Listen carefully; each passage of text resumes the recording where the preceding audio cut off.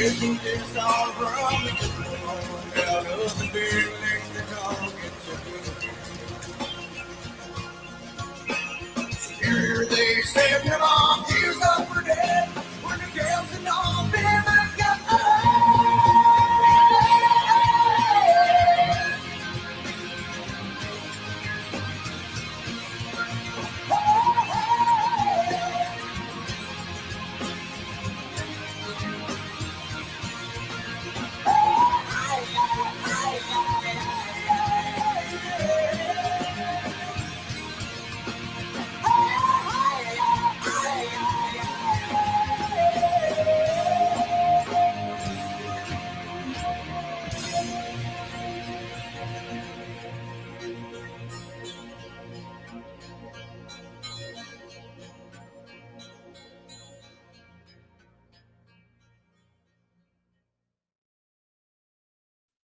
Yo, welcome to SmallmouthCrush Live, VIP/open to the public, because we don't know what we're doing. Eric, sit down. You're blocking the screen, bud. Dude, you said you were going to do the intro and then bring me in. What's up with that? Well, the intro was the intro. No, you said you were going to launch the show and then bring me in. I mean, I was here early. Welcome. I was running the chat. I know. Come on now. Listen, guys, so we got a lot going on tonight. There, now the numbers are climbing. So we got some explaining to do. You do. But before we start, you can't say we, you. Hey. This is all you. So what happened was it last night you were on Ike Live? Yeah, dude. So I went to the Ike Foundation charity scholarship dinner. Mm-hmm. And that was Friday night. That was in Jersey. You and I went there a couple years back. And that's when I bid on that trip with Ike. I still haven't gone, but I'm going to go. So that's going to be cool. And I literally planned to drive home Friday night. And, the evening got late, kind of went back to Brian's, ended up in his garage with 15 dudes, mostly from South Jersey. Not good. It was funny. It was full on chaos in his garage. So his garage is not as big as it looks on screen. So it was tight. It was cold. He has a propane heater in there, fired it up. Yeah. Tunes were rolling. Lots of drinks were flowing. I was the only sober person in the room and enjoyed every minute of it, man. So I slept on his couch. I think I was the last man standing at 5 a.m. Brian was asleep. I was up. He woke up at 5:30, went upstairs. I got up at 7:30. So now I've had 2.5 hours of sleep.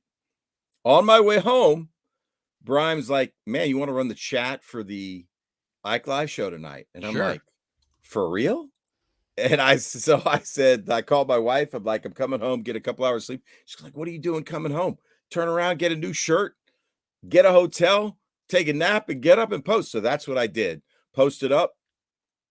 Came back, stayed at Ike's till like 1:30, talked tackle with Ike and Brian and a couple other dudes after the show, and got home to Brian's, went back into his garage, stayed up till like 3:30 again, and then woke up and had breakfast on Sunday. So, man, it was an unbelievable weekend. It was. Super appreciative to have the opportunity to run the chat. That's why I'm wearing the Ike Live hat. Just a little shout out. It's probably one of the last few shows they're going to do. 10-year anniversaries next week.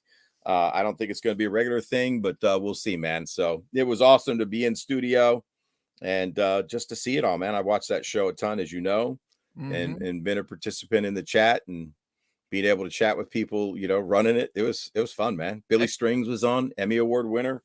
Ish Monroe dished on some controversy. I know on why he left MLF. I heard, dude. And is going to the elite. So you guys that are watching will have to check out at least that portion of the show, man. Stormtrooper made an appearance, who's one of my favorite characters on the show. It was the briefest one I've ever seen, but it was literally hilarious. Fair enough. Yeah, man. Good stuff, man. Yeah, I needed that because I got to tell you guys, I was in a pretty dark place, man. If you saw my post on Friday, I pointed to my Dark Seas hat and I said, winter mood, man. I was in dark seas, everybody. That's right. It might not look like it when I'm on the stream smiling, man, but, in a dark sea spot. I do, man. I need it. So that healed me back up, man. And look, my problems of not being on the water are not a big deal, man, compared to most people. So Anyway, man, I needed it for my soul. It was good.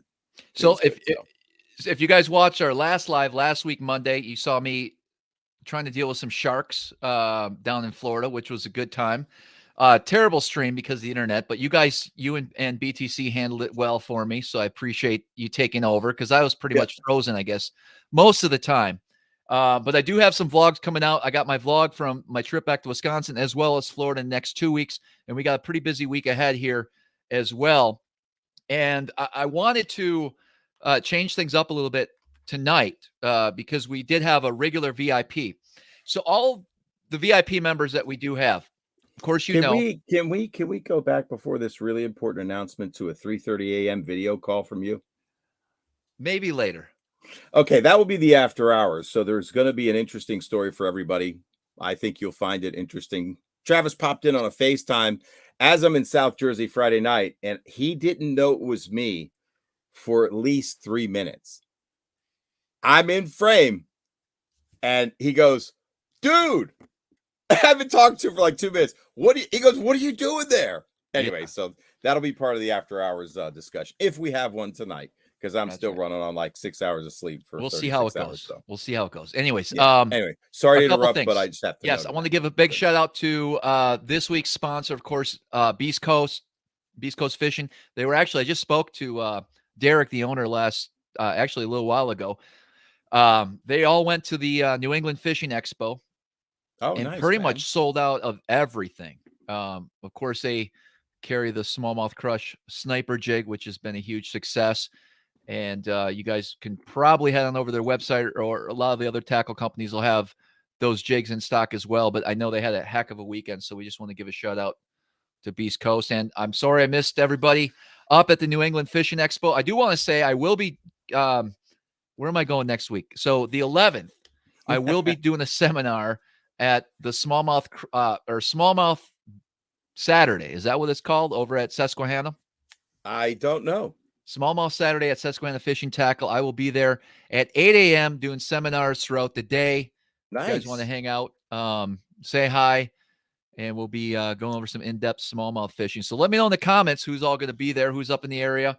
Is it kind of like a seminar you do, like a side, like in the little classroom outside in that tent? Is that what you do? Yeah, so I'll be in the tent set up, and we'll be giving a seminar there. I figured, they reached out to me a couple weeks ago. They've been reaching out to me every year, and it's always during the Great American Outdoor Show in Harrisburg, which is 9 days long, and I'm always doing that one, except for this year with everything going on. I'm pretty much not doing any sport shows this winter, and so I decided to at least do something. And we'll be able to talk fishing and book some guide trips. Speaking of guide trips, real quick, I want to get a little bit of feedback here in the comments. Eric and I are thinking about doing a guided trip together with one individual, kind of a one-on-one, real, do we dare say intimate session on the Chesapeake Bay.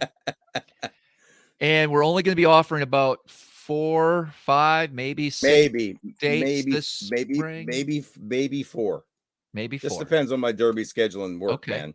If you're interested, I need you to reach out to myself either through Travis at smallmouthcrush.com, or you can send me a message on Instagram at smallmouthcrush. Let me know. So these won't be my regular guide fees. Okay, it'll be more of a custom package, if you will, for anyone that's interested in getting in the boat with Eric and myself. As Sean Lai said, man, Sean Lai said, how intimate is it going to be? We'll see. We'll see. You buying dinner after, he said? Matthew Acevedo, South Jersey. That's funny, guys. You guys are funny, man. I love it. We should give a shout out to everybody. Familiar names here. Waves, Kern and Ice, Chris is Little Rich. Little Rich, Bassmaster, Sean, Mark. There's a big show in Illinois too at the Schaumburg show this past weekend.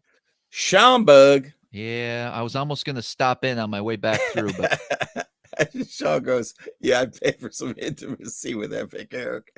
I don't know about you." All right, we got a couple guys already blowing up the phone here, so I think we'll be doing those trips, bud. You ain't even laughing. That's funny, man. I was reading a text. I know message. you're all business tonight. You keep it rolling, man. All right. Where were we? So another thing, we are, of course, this was a scheduled VIP.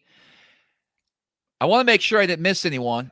I pretty much went through everything, and I believe I gave everybody a refund. And you might be wondering why. I got a lot of messages. Hey, what's this all about? And I try to explain it, but I'm gonna really try to explain things a little bit better tonight, because we're gonna have a guest tonight. Actually, an old friend of mine, the owner of The Real Shot, Brian Keller, is going to be joining us.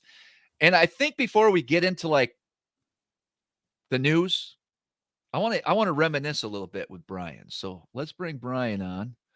Nice. And just like that, he pops up. Dude, you're so fancy, man. How's it going, guys? What's going on, man? Oh, I think this is the first time we've had me on the show. I've only known I know you when we talked earlier today, I'm like, I never had Brian on the show. We've done the show from The Real Shot before. Right. Yep. We've done all, but yeah. It's been a long time, dude. It's been a long time. I really want to get, honestly, like, I'm glad you're here, but I always thought it would be super cool to get your dad on here as well. What are your thoughts? I guarantee we could pull that off. That would be pretty Guarantee I can pull that off. So, yeah, we're going to sell on those dates, Eric. Okay. Craziness. Let's set the stage here. So Brian and I basically went to school together. He went to Winneconne in Wisconsin. Yep. And we had basically Lake Winnebago, the upper chain, Lake Poygan, Lake Butamore, Lake Winneconne, and we fished. Like our first, I remember we would meet. Our first mandate, dude. Do you remember our first mandate? With our 2 14-foot tiller boats. Yes, sir. And we went out. I had to get special permission from my dad to take that 9.9 across the lake. Oh, yeah. I don't think we had our driver's license yet. Oh, God, no. No. So you guys go way back then, man. You guys go way back. 14-foot tillers, dude. Yep.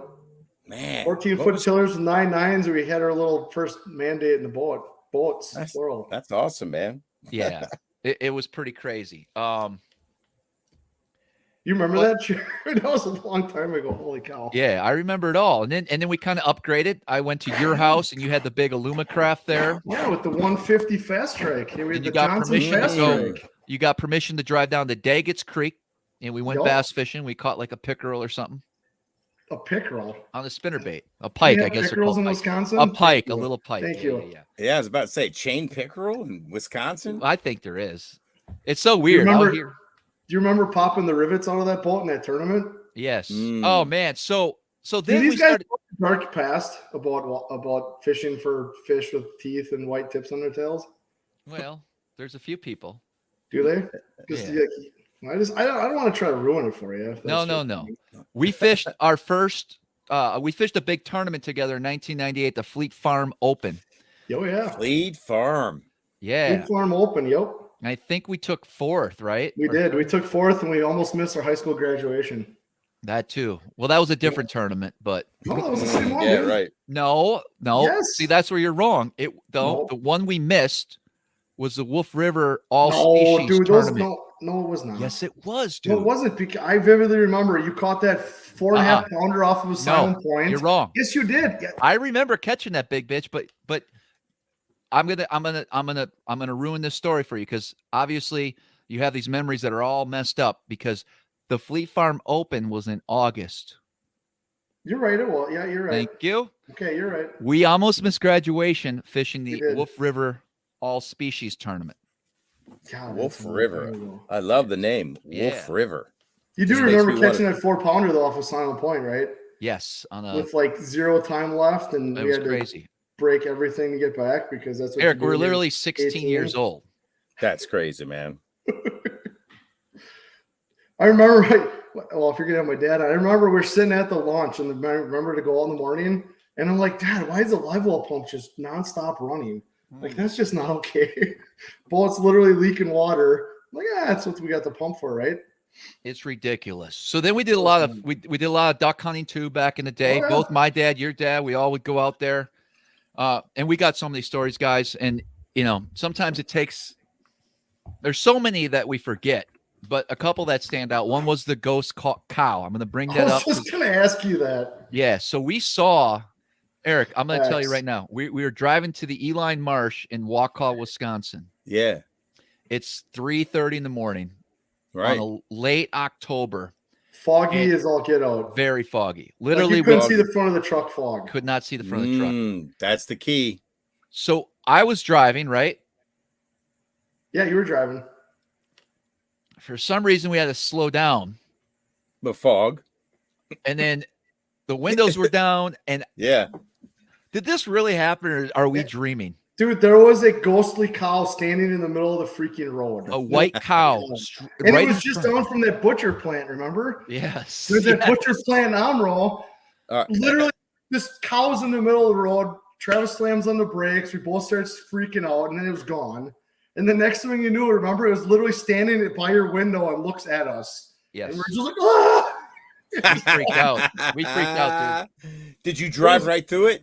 It was Like, did bad. you No, it was skid like through next to us. It was like it moved from in front of us to next to us. That's what I'm within thinking. seconds. Instantly. Absolute panic attack. And no, everyone thinks we were crazy or high on something, but neither are true. We 'cause weren't. We both witnessed the same thing. There That it was is. wild. That It was. confirms there are ghosts. Travis and I found a ghost salmon fishing, man. It was We ran bad. in. I mean, fishing will put you into some sketchy situations sometimes. I just remember Dude. trying to get the decoys out that day. It was just a nightmare in the fog because we were both freaked out about ghosts floating around. Oh my god. Not good, man. Not good. Mm-mm. True story That's too. cool. I was there. I tell people all the time.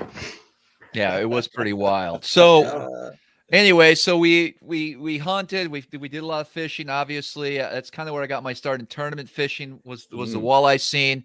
We actually one summer we decided to go fish all the salmon and trout tournaments on Lake Michigan. You guys had that big offshore boat, and we basically Remember we tried to find the Av cruise in every town we went to? yeah. So back in Wisconsin, there's a thing called cruising the Ave. So that's Yeah, where I you, remember that. when you're 16, 17, 18, you get in your car and you drive in like a circle around the Yeah, town somewhere. It's just a big, fight about who had the louder subs. Yeah. Yeah. We used to do that, man. That's Long what we time were all ago. about. But since then, it got crazy. What was it? You started the Real Shot tackle store in Oshkosh. What was it 2009, 2010? 2010. December of 2009, but I say 2010. 2010. Yep. And since then, you basically outgrew that building, and now you're up in Appleton, or I guess close Yeah, it's the enough. city of Appleton, actually. City of Appleton. Yep. And we got the Real Shot. You guys, you got everything there. I mean, I've been in it plenty of times. I know a lot of the fans here. When's the last time you were in it? Man. So this past summer, I actually bought a shotgun from you. Okay. Yeah. So in the last 3 months, we've probably doubled our inventory. Oh, wow. I mean, we have plastics flowing out of our. We have the biggest plastic wall. I'd love for Eric to come see it sometime. Dude, I've been a lot of awesome, man. places. I've been a lot of places. You've got one of the most impressive tackle collections I've ever seen. No, We have thanks. we have a 150-foot wall that's 15 feet tall and it's top to bottom now. Nothing but blast plastics. Oh, that's awesome. I'd love to see it, man. That'd be fun. I'd love to go to Ohio. It'd be Ohio? How about Wisconsin? Except I'm in And Wisconsin. but great. And there too. Well, I was going to stop and see Frank Scalish first. There And you then go. I'm coming to Wisconsin. It's part of my Legendary Lakes tour. You got any Legendary Lakes out there? Frank and I, Bay of Green Bay would be legendary. I Sturgeon would think Bay. so. That's on the northern swing when I'm coming back from California. Maybe you can meet me there, There you Travis. go. There you But go. I can't pay you. You just got to do it because you Yeah. want to. I'll be there.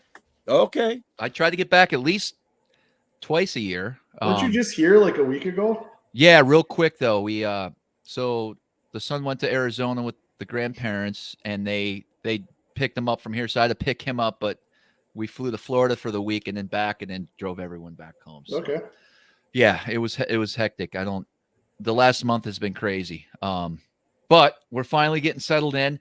Now, besides the Real Shot, Brian, I mean, what are you up to today? You got a lot going on. I know you do a lot of work with.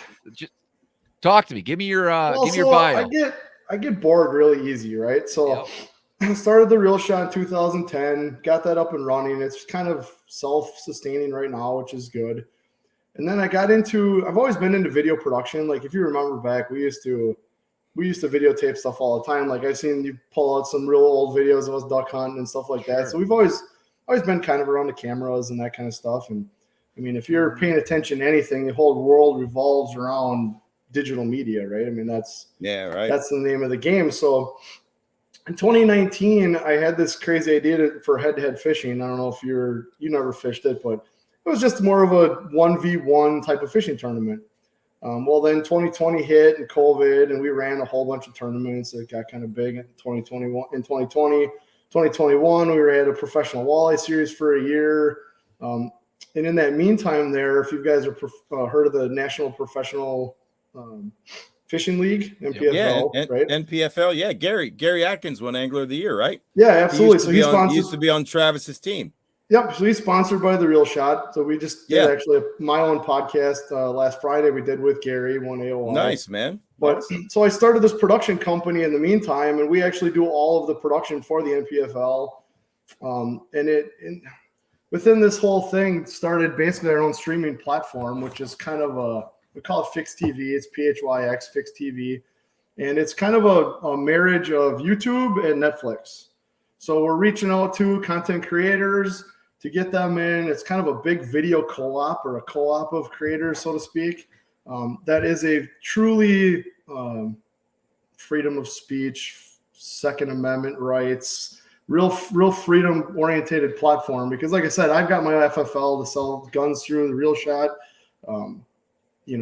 Not being able to show certain things on YouTube anymore is kind of an issue.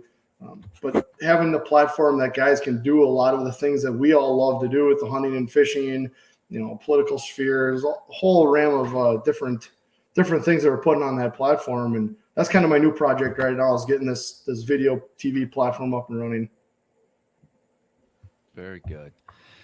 So long story short, Kyle, who we know has been on the show, he's been on the podcast before. Kyle Carpenter, I've made plenty of YouTube videos with him back in Wisconsin, fished plenty of tournaments. So he works for you. He works now for Fix, right? PHYXTV. Yep, correct. Yep, he works for me full time. And Kyle reached out to me a few months back and said, hey, we're putting together this platform and we'd like you to be part of it. And so I thought, yeah, that sounds like a great idea. And so moving forward, my plan is, instead of doing our regular, what I used to call the VIP every month. So we would have our regular live shows every week. And then once a month, we would do a VIP for members only. And I did that first originally, if you guys remember 2 years ago, it was through Patreon. And Patreon took a big chunk of money, and it wasn't the easiest way to communicate with people. And so when Alex put together my website last winter, we decided to just kind of do a private platform and have the VIPs through that, which worked out good. But I'm excited to join PHYXTV for this process moving forward. So we're going to call it, and I never really liked the VIP members, and I'm not sure what's the perfect name yet. I'm thinking SmallmouthCrush exclusive on PHYXTV, something like that. And Alex, I think, is going to help me out, put a banner up on my website with the links to that. And here's the good news, guys. We used to charge you guys $10, and I thought that was a fair price. We put a lot of work into this, and we bring, we try to bring good guests and give you some good knowledge and hope that you find value in that. And of course, a lot of you subscribers and people that are on with us on a regular basis, we certainly appreciate that. And that's just a way to give back, because seriously, like, YouTube isn't paying me enough money here to keep, the lights on at all. It's pretty pathetic. And it's gotten worse every month, and it sucks, but I still need to be there, but I do want to take advantage of this platform. And so what we're going to do is actually starting in, I've had my dates right here. Where did they go? Let me see if I can pull this up shortly. But the plan is to join your platform. I know I'm one of the early creators to get on this, but there's a bunch of them in the works, right? I mean, you guys are out there talking to some really big YouTubers right now, and they're going to start bringing their content over to you. And this is content above and beyond what you would find on YouTube. And so for now, I'm going to run my VIPs, or what we're going to call the SmallmouthCrush exclusives. The live show will be through this TV platform. Yep. And I'll also take advantage of this platform by putting additional videos up throughout, especially during the fishing season, of some stuff that I may not want to be shown to the general public. So you're going to get more in-depth places I'm fishing. Like, you guys don't know, a lot of this stuff it's very hard when especially the Chesapeake, or even if I'm in a tournament, there's footage I just can't show to the general public because it stands out. We have to be real careful with that. I can kind of get away with that on this platform with a smaller group.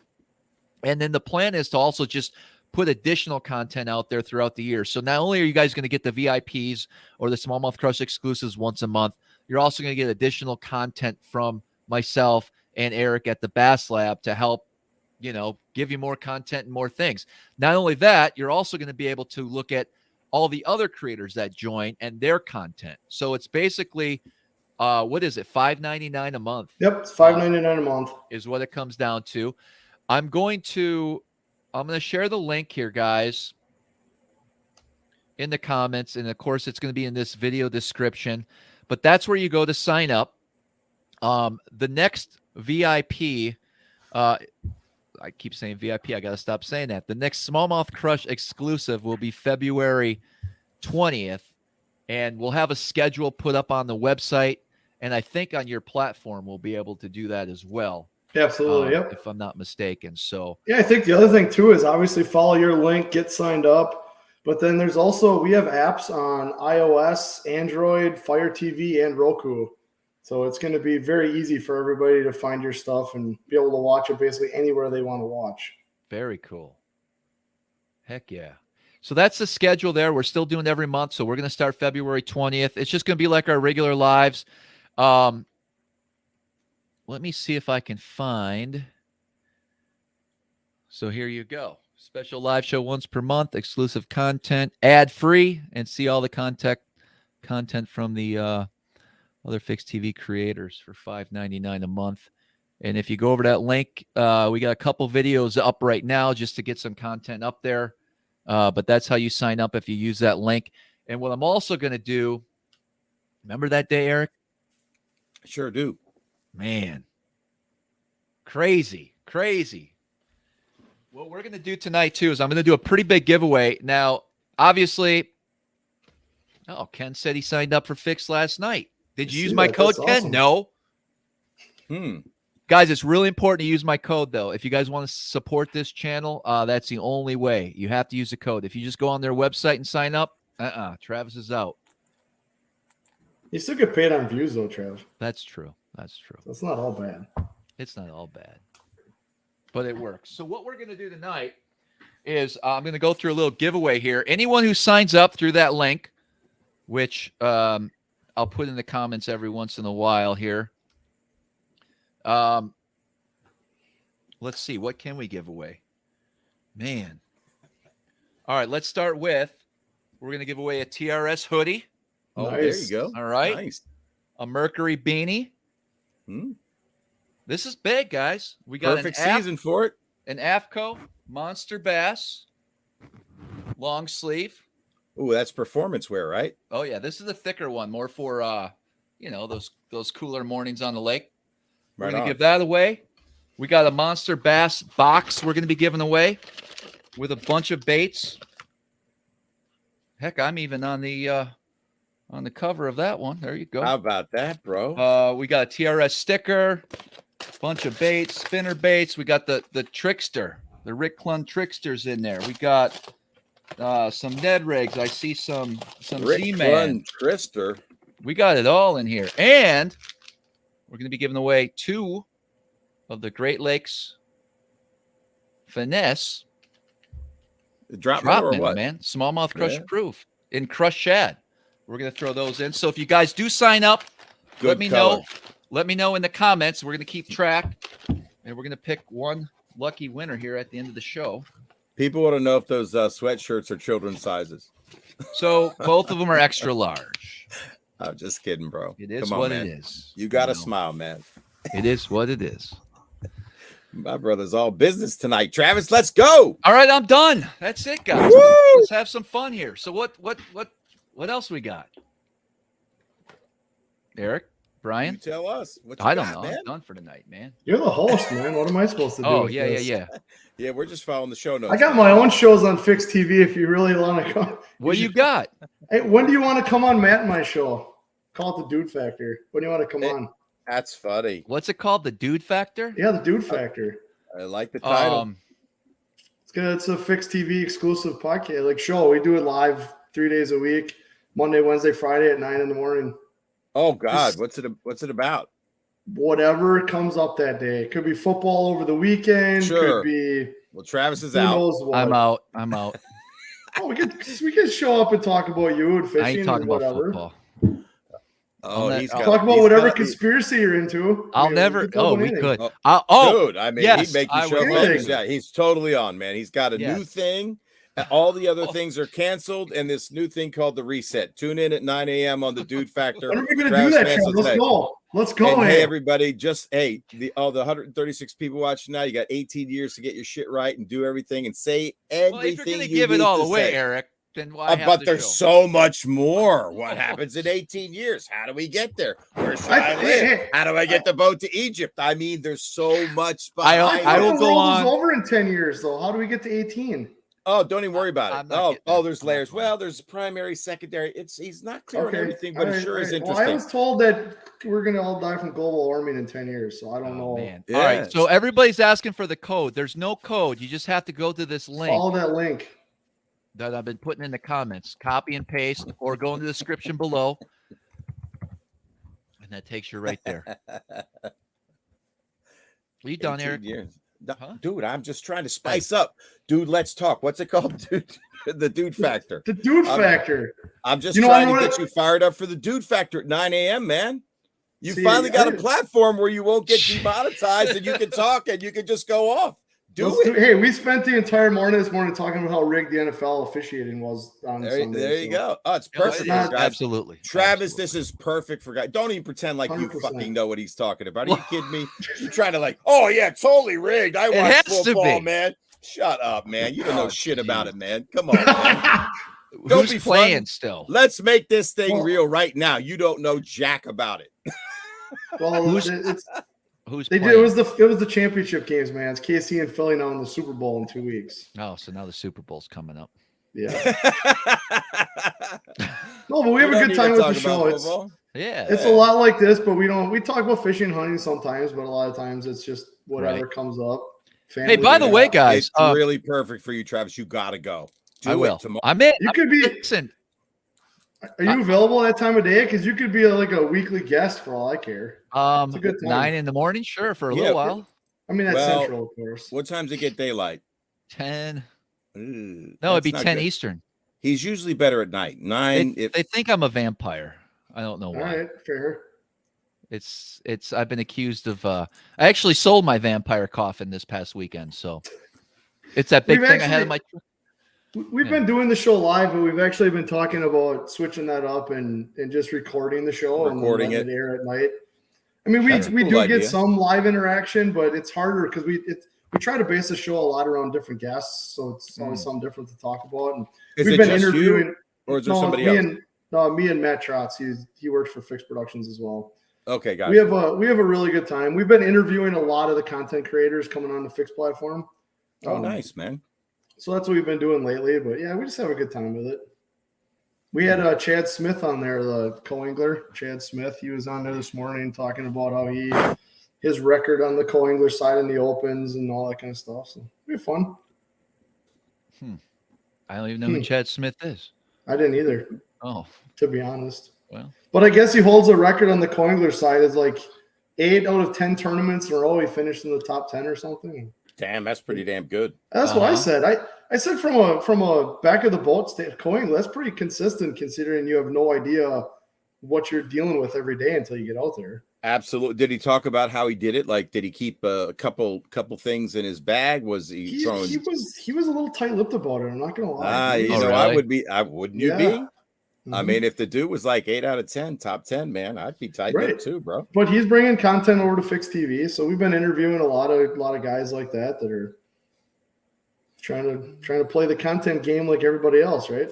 Hey, Yeah. I want to bring this up too. I don't want to change topics too much, but Brian used to fish Brian was hardcore walleye for many, many years. Now I know you work a lot now, right? I work a lot, and you might fish here and there. I coach a lot too. That's kind of my second. What do you coach? Football and baseball.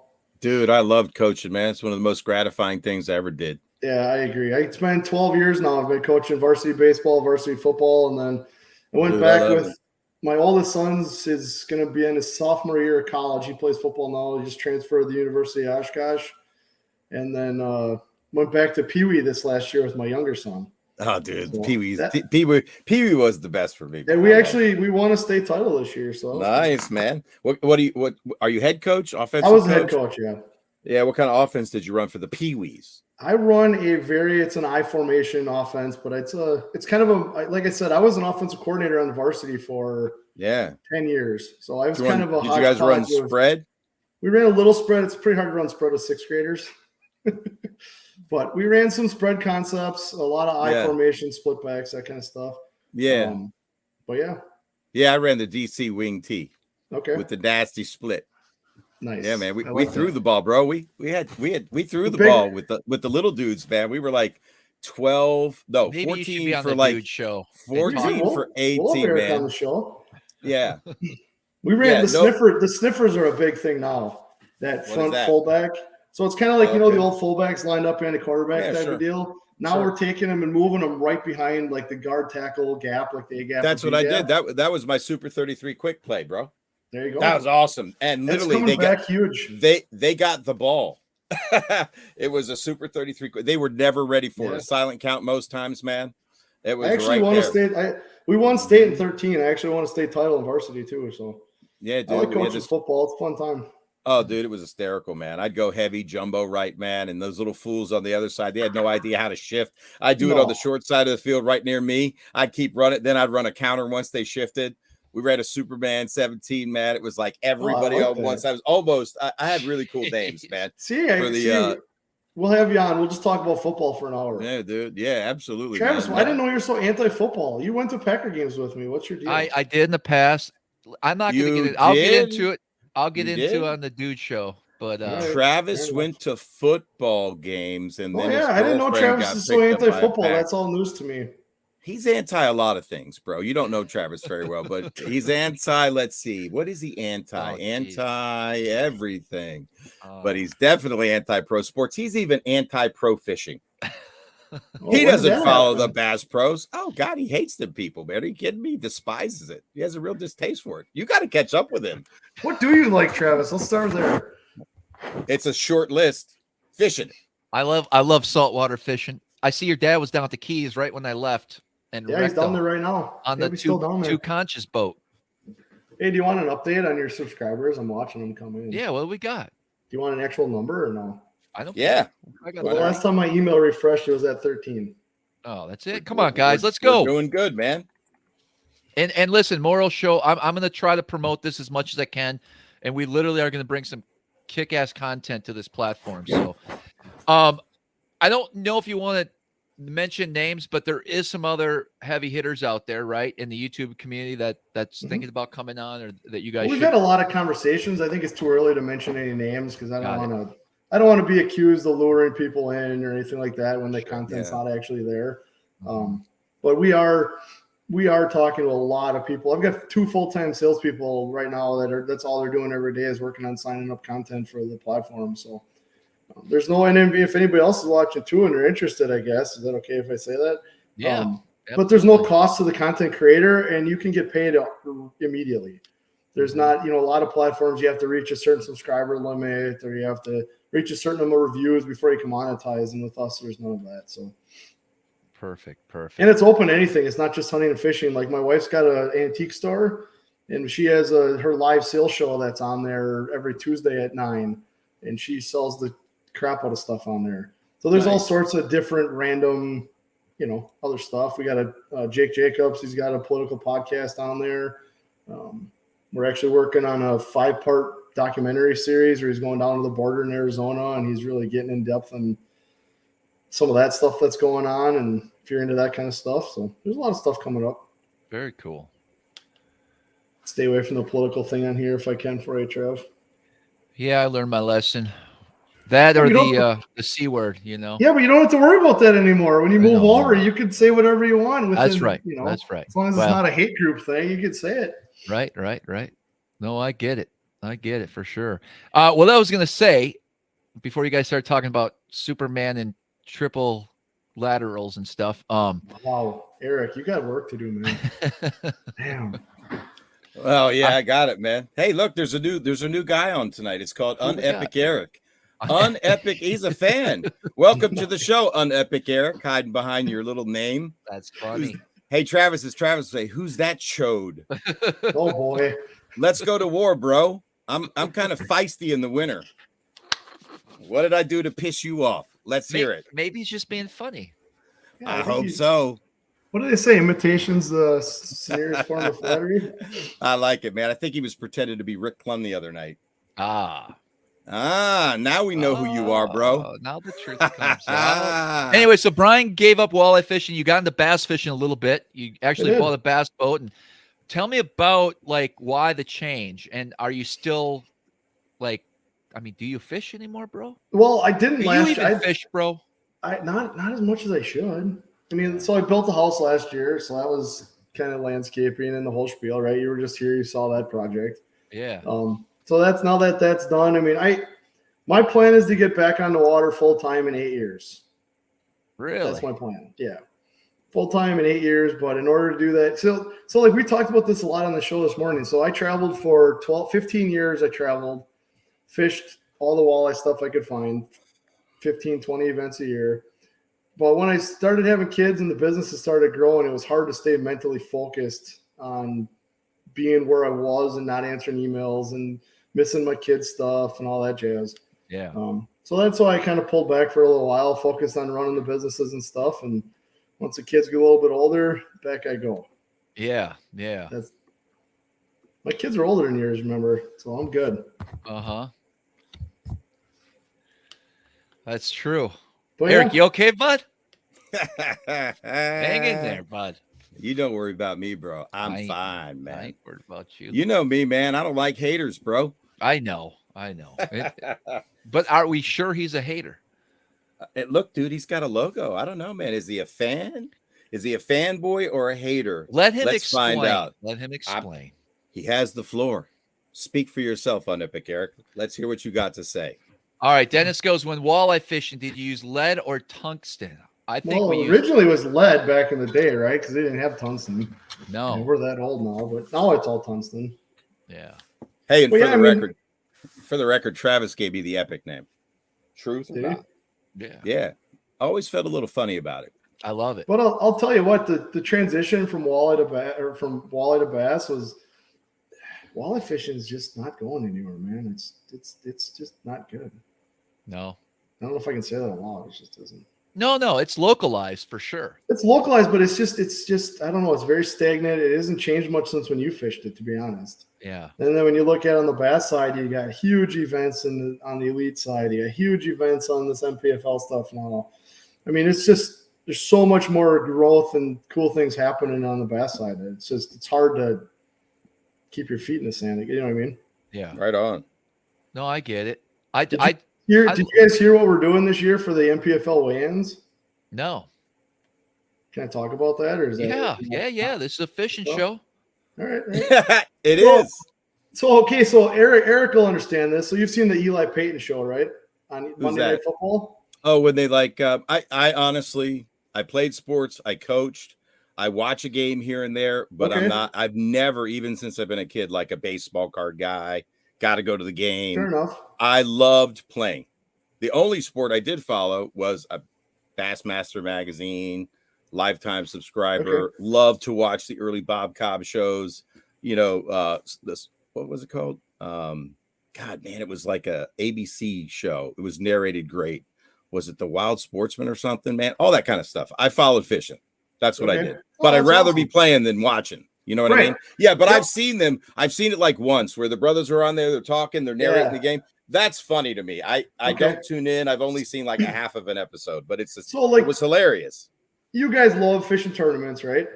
Watching a fishing tournament weigh-in has got to be one of the most painful things ever if you're not like in the event itself.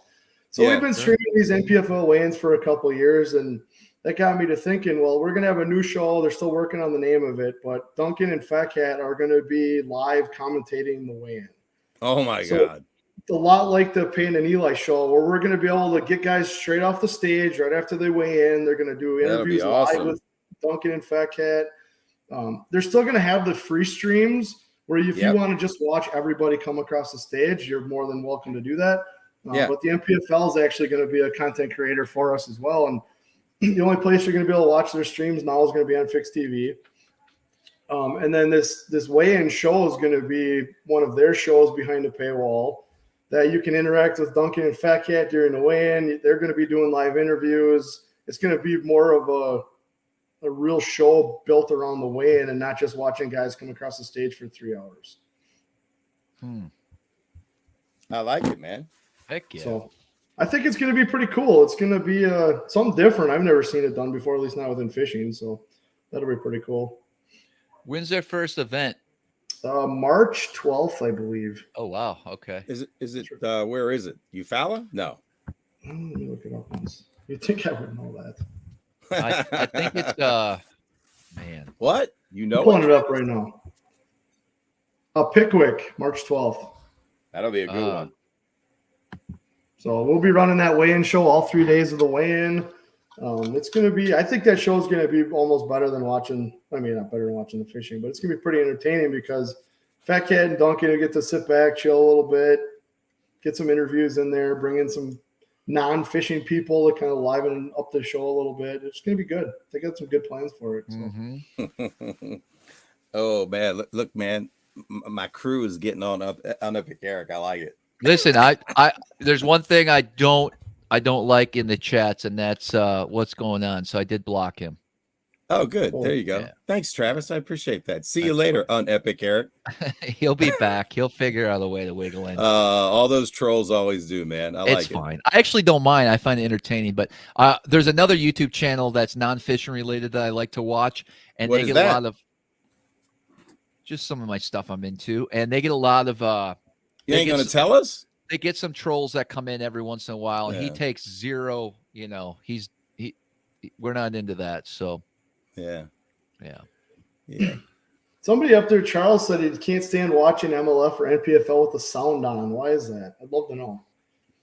I'm all about constructive criticism, so let me have it. I can take it. I got big shoulders. It's okay. There you go. Well, you can't get better if you're afraid to ask, right? 100%, man. You got it. You got to. No question about it. Clearly, this guy was just he wasn't talking about the stream. He was just here to hate. So, bye. That's right. But if you want some constructive criticism on the stream, including SmallmouthCrush, speak up. Let's go. Well, here's the deal, Eric. So, you don't get to see this as often as I do. I deal with some people in the comments on the YouTube videos here and there as well. But I've had my haters on your YouTube vids for sure, man. There's no question. But you come to my aid though. Thank you, brother. You got my back. But you can't give them energy. Like, it doesn't make sense. I always do it like I'll say something like, "Hey, bro, call it lack of sleep, man. I had like 6 hours sleep this weekend, so I'm literally having a hard time forming fucking sentences right now. I don't do that. Yeah, I had 3 shots of whiskey over the weekend. That was enough, and 6 hours of sleep. So if I'm a little cranky tonight, you can fucking forgive me, everybody. All right? How about that? Because usually I'm here with a nice smile. But the one thing I don't like, I do not like people that hate. You know me, and you know me well. I'm fired up. I will come after you. That's right. I'm not saying I'm going to beat you up or anything like that, but I'm going to go, dude, what's up, man? Yeah. Like, you know, hit me Here's up what I say. if I did when I get that weird comment, I make them feel so stupid. Like, hey, bud, thanks for taking the time out of your day to actually write a comment. You know, I'll write something like that, and I'll say, you know, make it a great day. Dude, that's all you can do. I've been flamed many a times on your YouTube videos. You know that. You've seen all the comments. I look at the chat. I look at the videos. I don't expect everybody to be a fan. I'm who I am. You're going to have people that don't like you. It's all good. But when somebody comes on to troll, I don't like a troll and I don't like a hater. Right. That's it. That's all. And he was just baiting me. So there you go. Thank you for blocking him. Yeah. James goes, you got my back. I like that. That's right. Thank you. I appreciate that. That's he what needs bros a hug. Hey, dude, I already told you I was struggling in the winter, man. I was wearing dark sea sack. You know, the New Jersey weekend like revived me being Ike Live's little. I can't imagine anything in New Jersey reviving me. I'm just saying.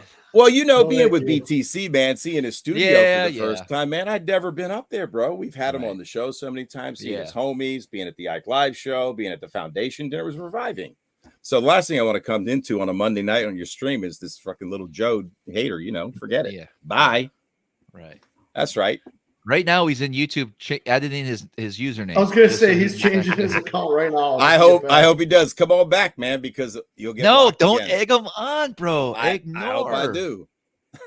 See, you need to take my advice. Maybe I played it wrong, bro, but what can I say? Thank you. I just don't let that stuff get to me anymore because it's nonstop anyway. So me neither. I'm all about getting rid of it, but it doesn't really get to me. That's fine, man. I try to throw out positivity and love. That's all. And so, you know, when it comes back to you the other way and you don't know why. So what can I say, man? I don't like trolls. I don't like haters. Fair enough. I said what I had to say. Yeah. Boom. That's that. There you go. There it is. Just like that. There you go. Enough on that, dude. All right. So, Brian, what else you got? So listen, Brian, I'm getting back to my roots. I'm actually going to, well, I've been messing around with the streams in New York for steelhead and salmon. Okay. But I'm getting hardcore back in the salmon and trout trolling during the summer. How are you going to troll on a bass boat, dude? No, I bought a Lund as well. Oh, you did? Nice. Yeah. What'd you get? So I got a workhorse boat. Nothing fancy. It's a Lund Alaskan 20-foot with a 150 tiller. I had one of those. They're awesome. Really? I did. It was in my duck boat. I had an 18-foot Lund Alaskan. Yeah. With a 90 horse on it. Yeah. That's the go-to boat up there, right? Well, yeah, they're work. You said they're workhorses. It's a workhorse, so I'm just gonna, it's gonna be pretty basic stuff, but I'm gonna get out there and just start messing around. But really, it's gonna be used for fishing the salmon in the streams in the fall, and then duck hunting and just kind of getting. Are you gonna have to like change your whole channel name now, or what's? No. So here's the deal: we're keeping it SmallmouthCrush. The vlogs are kind of a little mixture of everything. I may start putting. I'm going to be more well-rounded in the future, and I hope I don't disappoint some of the hardcore guys that are all bass heads. But I'm still going to bring content, but I want to expand just a little bit because I love all forms of fishing. I really do. Eric, you saw me last Friday when we were FaceTiming. I had that giant bull shark on. You did. That was crazy, blast, dude. It was unbelievable, man. Literally, so I FaceTimed Eric. I threw out a big chunk of meat from the dock. You caught a giant mackerel. That's where the story starts. Yeah, I caught a big king mackerel. Like 65 pounds. Yeah, big ass thing. On your own. I cleaned him, and then I threw the carcass over the side on a rope. And within 3 minutes, a bull shark this big. Hey, awesome, amazing, wonderful. Thank you, man. You made my night. I really appreciate it. You can stay on now. Unless you start misbehaving. I'm smiling now. I like that one. I like that logo. I like it. That's awesome, man. It was bound to happen at some point, Travis. So are you done fishing derbies then, Trav? Or what's No. Definitely not done. I'm trying to think what happened last year. I didn't fish the opens because I knew I was going to make this move. So let's say I did qualify for the Elite Series. There's no way I would have been able to do that with everything I have going on this year. So I decided to kind of back off from the opens. When I was fishing the FLW side, I had a blast, man. Remember those tournaments, Eric? Shit, yeah. It was fun. And that was only a couple of years ago. So I wanted to do more team events, but the team events were really lacking this year. For some reason, it may have been scheduling. I mean, Eric and I only fished one team event, which was the Ike tournament last spring, and we fished mine that I put on Lake Ontario. Yeah, but no, I'm still doing the smaller local, ABAs, BFLs, whatever they're called. I'll pick and choose, but I'll get back into one of the tours eventually. Definitely not done. I miss it, but with my personality, I can't just half-ass a tournament. You know, I have to really. I agree with that. I have to put time in. So, I mean, I know myself. Here's the problem. Like, I'm in my own paradigm in my head, and I know I can change it instantly if I choose to, but I don't right now because that's a hard belief system to get over. But in my head, I feel like I need solid 7 days of hardcore fishing to accomplish anything. And until I can overcome that and feel like I can compete with 2 or 3 days of practice, I just don't think it's worth it driving somewhere, you know, for a FLW Open that's, you know, on Kentucky Lake, where even if you get lucky and take 10th, you just break even. Yeah, that's tough, man. Unless The you're trying economics to of fishing are qualify hard. for something, you know. How would you feel about it if they had it capped, the practice periods? Would that change your mind at all? It would It's just the same for everybody. Because I hear you, man. When you know somebody's camping out there for weeks on end, it's hard to. Well, now the Opens did kind of gravitate towards that. Okay. How did they cap it on the Opens now? It's no fishing off limits? 30 days prior, and you get like 4 or 5 days of practice. Right on. Yeah. At least it kind of evens the playing field a little bit. Yeah. Yeah. It does. It's just going full Opens, man. We talked about that. It'll be interesting to see how he does, you know. It's gonna be crazy. I know. A lot That's of guys. the best. Yeah, that's a great venue. That the NPFL, you like it as the elite qualifier level, Travis? You think that's a good playing ground for it? Do you agree with that? If I had free range to try to make a living, yeah, what would you do? Probably the NPFL. I think that's a good tournament trail, man. It seems like the payouts are good. They're trying to, you know, help the guy that can't take off that amount of time to travel. How's that league doing overall? Decent. I mean, I think so, right? Mm-hmm. Yeah. They're fishing in third year here. I mean, it's an uphill battle, right? They're fighting up some headwinds, I guess you could call them, with the bigger circuits. And I think they made some, let's call them rookie mistakes or early mistakes that they've learned from now. And they had a little bit of a snafu this year where they tried to increase the buy-ins, had some other issues. Guys didn't like it.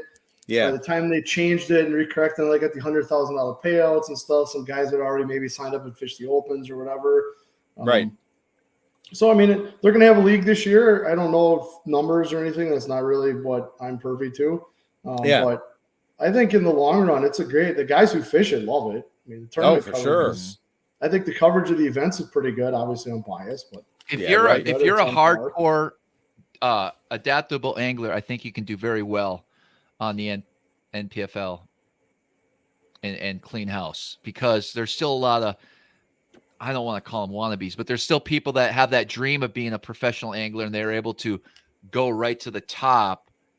And you can see that in a lot of people's results that are fishing that league. There's a handful of guys that are crushing it there. Yep, absolutely. You know?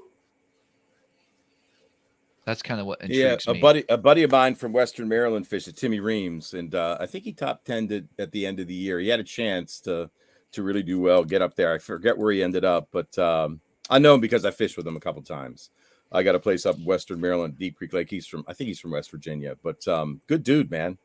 Good How did dude. he feel about it? Was he lukewarm, like it? No, I think he liked it a lot. I think he's going back for sure. Oh, awesome. So yeah, I mean, everybody that I've talked to that, you know, at least initially when they were looking at it, it made a ton of sense to me. And I have zero interest in fishing a tournament, you know, at the front of the boat. The team thing is my deal. I don't care to be the captain. Happy to like team fish. That's my jam. But, you know, reading about it and the whole concept behind the formation of it made a lot of sense to me. So, and I'm a big Fat Cat fan. So yeah. Nice. That's awesome. Yep. We've had Fat Cat on the show before. We have, man. Yeah. See, I'm trying to, how well do you know him, Eric? What's that? How well do you know Fat Cat? I don't. Only from the show. Only from the show, man. And he was absolutely hysterical.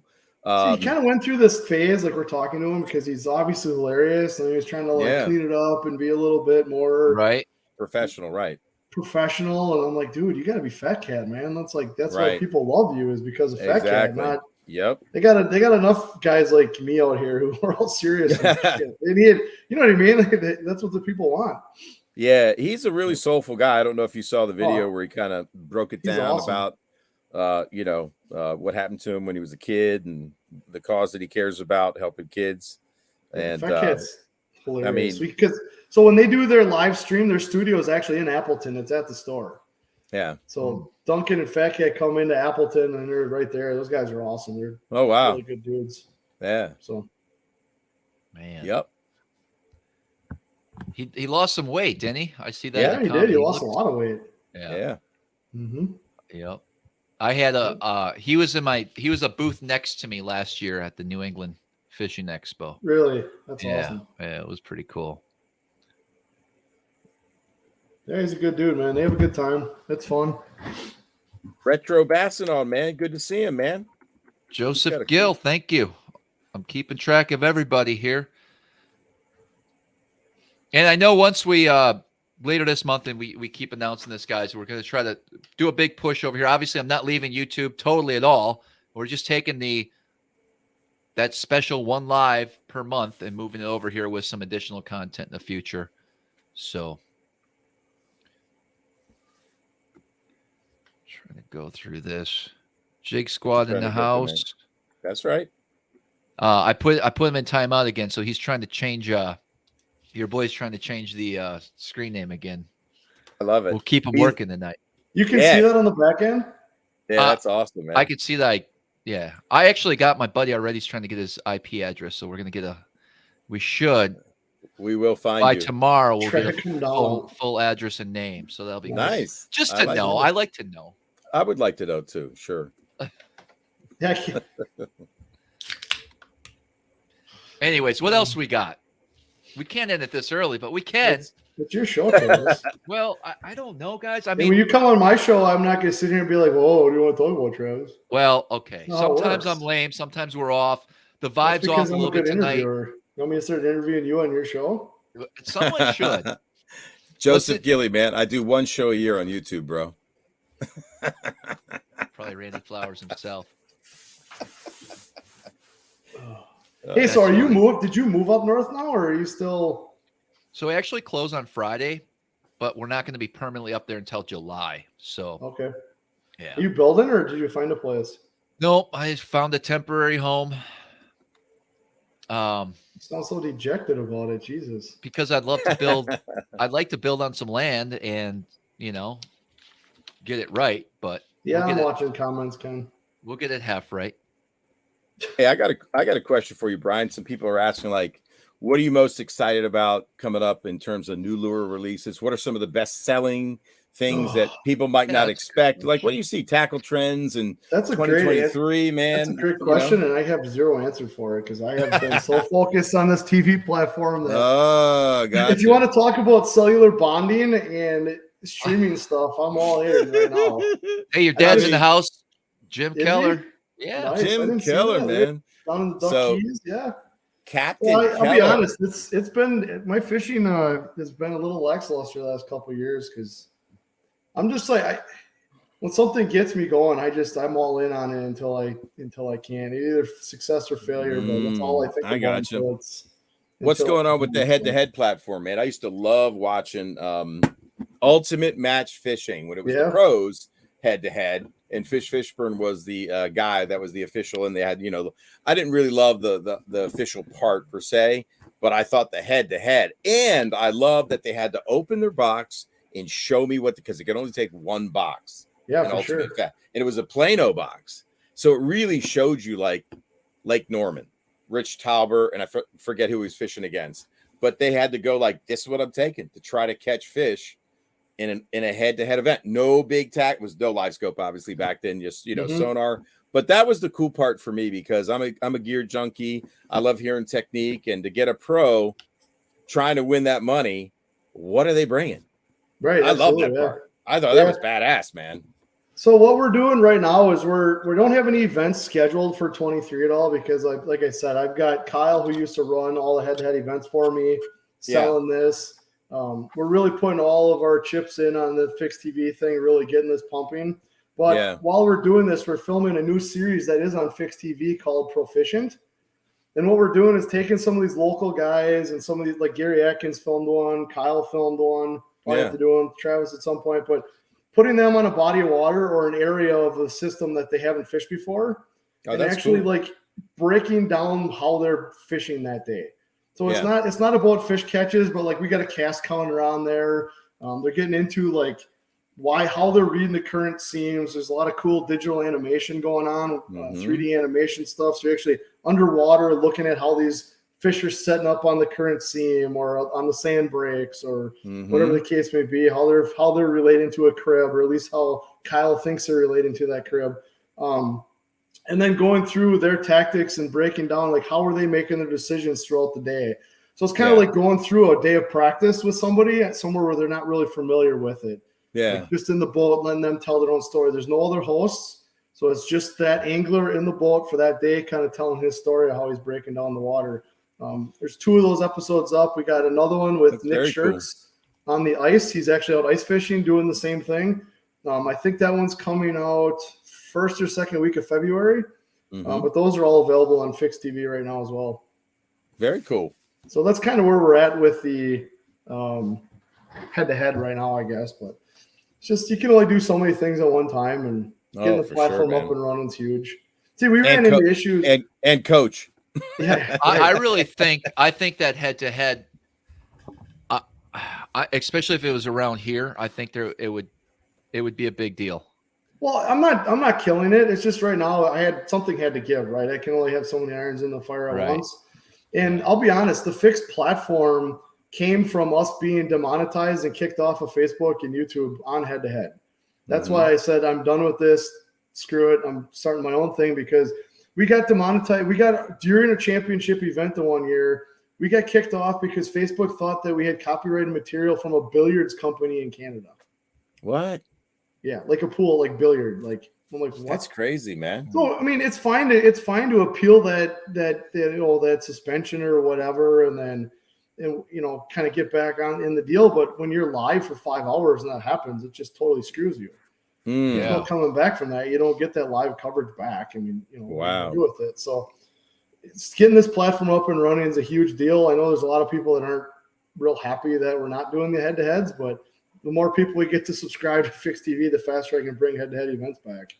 There you go. What's the goal? Do you have goals for subscriber counts throughout the year? Some goals. I can't give you a number that's like, hey, this is a success or failure, but we got, if this thing gets up and running, and I'll tell you what, if we can get a couple hundred content creators with a couple hundred subscribers each, I'll be having head-to-head events real fast. Oh, there you go. So nice. It's definitely there. We're not killing it or whatever. The back end system that I built for head-to-head that handled all of this tracking of the weights and all that kind of stuff. Yeah. That's actually the same back end we're using for the NPFL right now.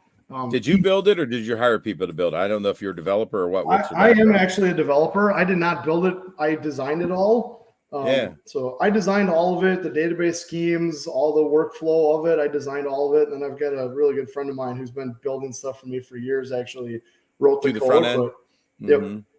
But that's what I did all through college, was programming and did you really? Oh yeah. What languages are your strength? No, I would none of them, but it was all during the .NET boom. So it was all during that. .NET, yeah, hell yeah, man. Yeah, when .NET hit the craze deal, and then objects became a thing. Not to go all deep on whatever, but when objects became a thing, and you could pass around chunks of code without having to reprogram everything. Yeah, that was when I started going. But that's actually what I did all through college, was programming. Yeah, I mean, there's cool companies now that are doing that in a different way. Appian, and it's the whole business process, BPM, right? Business process. It's cool. Yep. It's technology is amazing, man. Anyway, that's the business I'm into. So. Oh, awesome. Yeah. Another dude show. We can just go off on tech stuff for a day. It's absolutely, man. What we do. For real. Technology consulting firm for 20 years. So. Nice. All right. So this is what we're going to do. So I want to be on the show one day. Okay. And I want everybody to watch. And then next day is going to be Eric. And I want you guys to let me know next week who was the most entertaining topics. I'm showed out too much, man. I'm not interested in the head-to-head topic competition, because I got no more gas in the tank, bro. I'm trying to get ready for Florida, run a business, and do other things, man. So I'm streaming on Wednesday with Hella, because I told him I would do one show with him. So we're gonna do like bait hacks. You know, is it good? You know, thumbs up, thumbs sideways, thumbs down on bait hacks. I thought it'd be an interesting topic. You know, I got to get my bait talk in, so Yeah, I'm doing it with Hella on live on Wednesday. So, gotcha. Jig Squad, if you want to know about sales team contacts, go to fixproductions.com. You can get it all there. So. Yeah, Brandon, you know, man, you always got to be recruiting, man. That's right, Brian. Let me know if you got any great .NET developers, man. I could always use a few. That's not even a thing anymore, is it? Oh, hell yeah. We're talking federal government contracts, yeah, and some commercial stuff. So it's all. I mean, Christ, that was 20 years ago. I was doing that. Yeah. No, .NET's still around, bro. You know, SharePoint's big, Java. There's still Java going on. I mean, you know, JTE struts. Yes. Yeah, I actually wrote one of the systems my dad's company used for a long time. Made a lot of money. I wrote that while I was going to school. That's very cool. What was your dad's company? What kind of business? JJ Keller Associates. What is that? What was his business? It's a really hard company to explain. They call themselves premium publishers, but what they do is, I hope he's not watching anymore because he'd be really upset with my explanation here. But but honestly, this is the really basic version of what we do. Remember those old For Dummy books, like the yellow ones that were whatever? Of course. Right?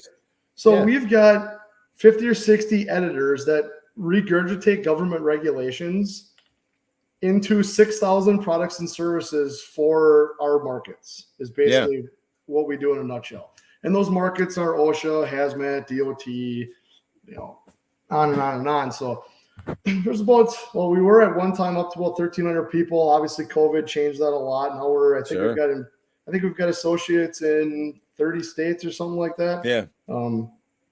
International company. It's in this area, it's a pretty big deal. So yeah, very cool. I used to work for JJ Keller. I would I mowed the lawns. Yeah, I mowed the lawns. You were the maintenance guy. Yeah. Well, lower tier maintenance guy. Entry level. Yeah, entry level.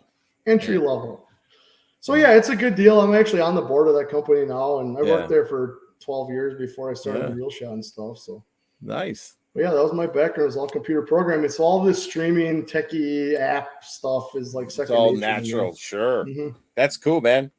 You understand the back end. You understand how it works. Very unique in the fishing world, guys like us, Eric. Oh, like rare, right? Very, very rare. Well, all the geeks I used to know, but I used to sit in these meetings with these $300 an hour Fujitsu consultant guys. And when they were done, right? And when they were done, they were going to go off into some other geekum and watch Star Trek and stuff. And I was going to go sit in a tree and try to arrow a deer, right? Like it's right. I'm talking about bass fishing. They're like, what is that? No, not the thing at all. Oh no, man! I found in all my years of working in technology and technology staffing and consulting, and man, it's been a long time. I think I found 2 clients that like to fish. Yeah, it's very rare. It's very, very rare. Oh, yeah. But when you found them, dang, you loved them. It was awesome. So, like, when I grew up, my dad was a charter captain for almost 30 years on Lake Michigan. So his thing was that's where Travis and I used to do all the salmon and trout stuff. But he'd take all the big clients out salmon fishing, right? So instead of going golfing like they do everywhere, we used to take everybody out salmon and trout fishing and who doesn't love that different, Oh yeah, a different deal. See if you can get seasick. Oh heck yeah, man! I mean, plus you could eat your catch. You're out on a big lake, big boat. Out in the water. Everybody loves going out on a boat. So I got a question for you, Travis, because I got 2 for this. What's the weirdest question you've ever got guiding? Like the strangest off the wall question you've ever had guiding? Oh man. You want to hear mine quick while you're thinking? Yeah. So we fished out of Sturgeon Bay, right? We had one gentleman show up one day with a bucket full of live shrimp because he heard that the salmon and trout were saltwater fish, and we were going to go out there and go after them with shrimp. And then we had another gentleman ask us if Lake Michigan was man-made because there's a giant mountain of dirt somewhere, right? Well, I will say this, and we'll save that for your podcast. But the Great Lakes are actually not as old as we think. So maybe he's going somewhere. Looking forward to that. The oddest question I got guiding was it really threw me off guard because I just assumed, right? You know what they Literally, say about assuming, right? we're getting in the boat and we're backing off the ramp right there, Eric, at that little boat ramp there in Northeast, right? And the guy looks at me dead serious and he goes, So what are we fishing for today? Yeah. I swear. That's crazy. What did he think he signed up for? I don't know. But I told him in a very professional manner what we were doing. Well, like, how did he find you? How did he sign up if he didn't know what you were doing? I don't know. Did he win something at a raffle? Will you be surprised about the phone calls I get about my guide service, though? Okay. Just the conversations on the phone with people. Yeah. Oh yeah, I had one. I'm sure they're not listening. I don't want anyone to feel bad, but yeah, I had one guy ask quite a bit about, how many largemouth he's allowed to keep and do I clean them and like. Oh my God! Yeah. Holy crap! He wanted to cook. Somebody wanted to see my water bottle. Oh, so I'm gonna show off the stickers. That's nice. I'm getting the fancy stickers. Yeah, I sell all these on the Bass Lab, man. Did Travis tell you? No, probably not. He didn't tell you anything about me. Travis, don't lie, man. I forgive you, man. I accept who you are, bro. Okay, it's all good, bro. Oh, man. Yes, you should have said, Eric, dude, man, you should send some to the Real Shot. They'd probably sell a shit ton of those stickers, man. That's badass. Mm-hmm. That's what Travis gets when he gets quiet like that. He knows. I know, bro. I know. I messed up, bro. It's that smirk he gets right now is when you know. It is. He knows, man. Oh yeah. Brian, I'll send you a free sticker pack. Let me know if you think you can sell a few in the freaking. I appreciate that. Thank you. Yeah. You could stick some on your boat or whatever, man, or throw them in the trash, or give them to your kid, or give them away. I don't care. Hey, speaking of your children, Brian, I know you got a few of them. What are their names and how old are they? And they're in some pretty crazy stuff, right? Well, I got some talented. I got very talented kids. Let's talk about your talented kids real quick because I got 3 kids. I got 3 kids. Oldest is Jimmy. He's 19. I got my middle kid is Nolan. He's 10. He's 12. Sorry, don't tell him I said 10. He's 12, and then my daughter Kennedy's 10. So they're and each one of them is Eric, do you have kids? I got 2. Okay, Travis, what are their names? Don't start. What are their names? I'm not going to say Max because I'll get yelled at. And wow, Travis, that's terrible. No, it isn't. I got 2, man. I got 2. Right. How old are they? They're both older, man. They're older. Yeah, one's in California. She's a senior graphic designer, 19. and he's a little bit older than that. But yeah, so there you go, man. He helps me with my Bass Lab website. He built my website for me. Awesome. Yeah. He does the fulfillment. He's come up with a lot of the concepts in terms of how I market things. So it's awesome, man. He's got his own brand. He's into the skateboard thing. And he's making some stuff on his own, which is really cool, man, because he's not going to be the corporate guy like me. It's not for him. Yeah, I was not into that mold either. But no, my oldest son's actually big into graphic design. Really? He's going on for radio, TV, film. There you go, man. My dad was a graphic designer, bro. He's a weightlifting junkie. He plays outside linebacker, defensive end. So he's playing college football right now, and that's kind of his main thing. Where's he playing? University of Oshkosh. He just transferred. You said that earlier. Oshkosh. Yeah. Wisconsin, not Ohio. Yeah. I thought it was Oshkosh, Ohio, Travis. There is no Oshkosh, Ohio. I'm just kidding, bro. I know. Gosh. They're one of the top. They're one of the top programs in the country. It's D3. It's D3, but it's really good football. Didn't they have a clothing brand, Oshkosh, at one point? Yes. Yeah, they did. Oshkosh Bagosh. There it is, man. I know it. I've seen the big store somewhere. Anyway, who else? Anyway, keep going. Kennedy. That's my wife's maiden name. Oh, really? So Nolan, my middle son, is borderline genius, and he's hold on a second. I'm trying to get my wife to bring me my power cord because my laptop's going to die. Uh-oh. Well, I didn't know how long we were going to be on here. So anyway, so he's actually into robotics. So he's more into robotics. He's the quarterback of my Pee Wee team this year that we won state with. Mm-hmm. But then he's into robotics. So he's actually went to nationals or worlds last year in Dallas, Texas for for the robotics, the VEX competitions. I don't know if you've heard of those or not, but they're no. It's a huge thing within the STEAM stuff in the high schools now. Is this VEX robotics stuff, and it's sponsored by Tesla and NASA and all these big companies trying to find the next geniuses that for whatever they're trying to build. You don't want to jump on here? No, come on. Come on. Hey. Behind every good man, there's a better woman. Absolutely. This is your last shot. There she is. Hey, we got a cameo. So, but anyway, so then Nolan's into this VEX robotic stuff. Like I said, he went to Worlds last year. He finished like 30th in the world against all these teams from Korea and all over the place. That was pretty cool. And then my daughter's into baton twirling, actually. So she's in. So let me tell this story. So when when you were building your house last fall, I walked in there, and this garage. It's a very large garage, but his garage had a. What does that have to do with the story, Travis? I'm just saying, it was like a 50-foot ceiling up there.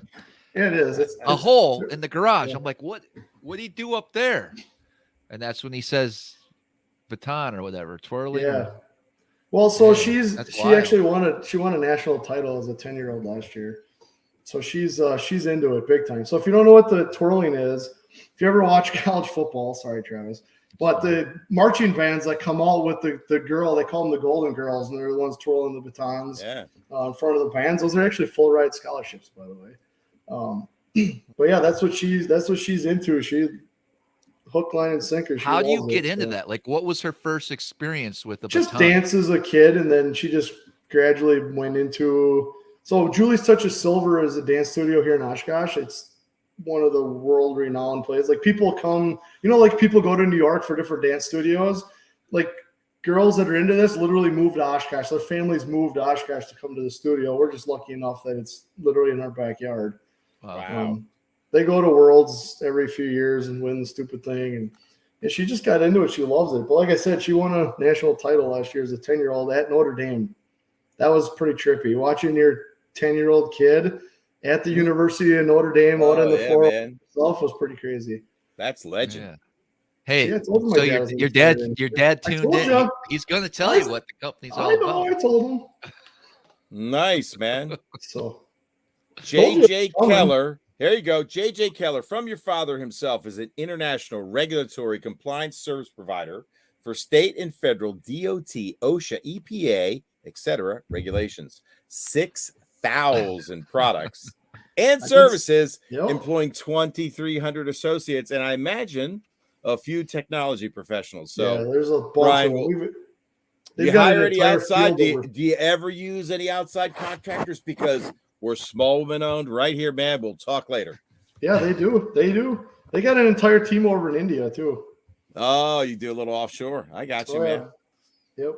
Yeah. I was part of a company going public, and we, bought 21 companies in 18 months. I was running like $100 million worth of business. I actually fueled the IPO through the growth in my region. So from a sales perspective, yeah.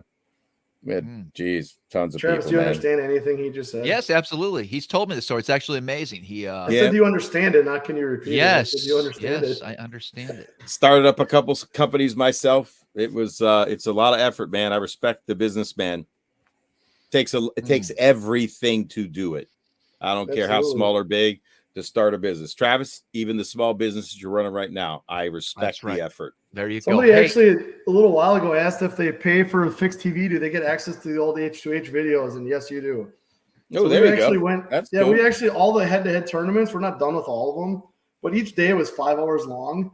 We've actually taken each one of those 5-hour streams and kind of condensed it down to like an hour and 20 minutes or so. Okay. You can actually watch each event now within like a 5-hour time frame instead of 20 hours. That's cool.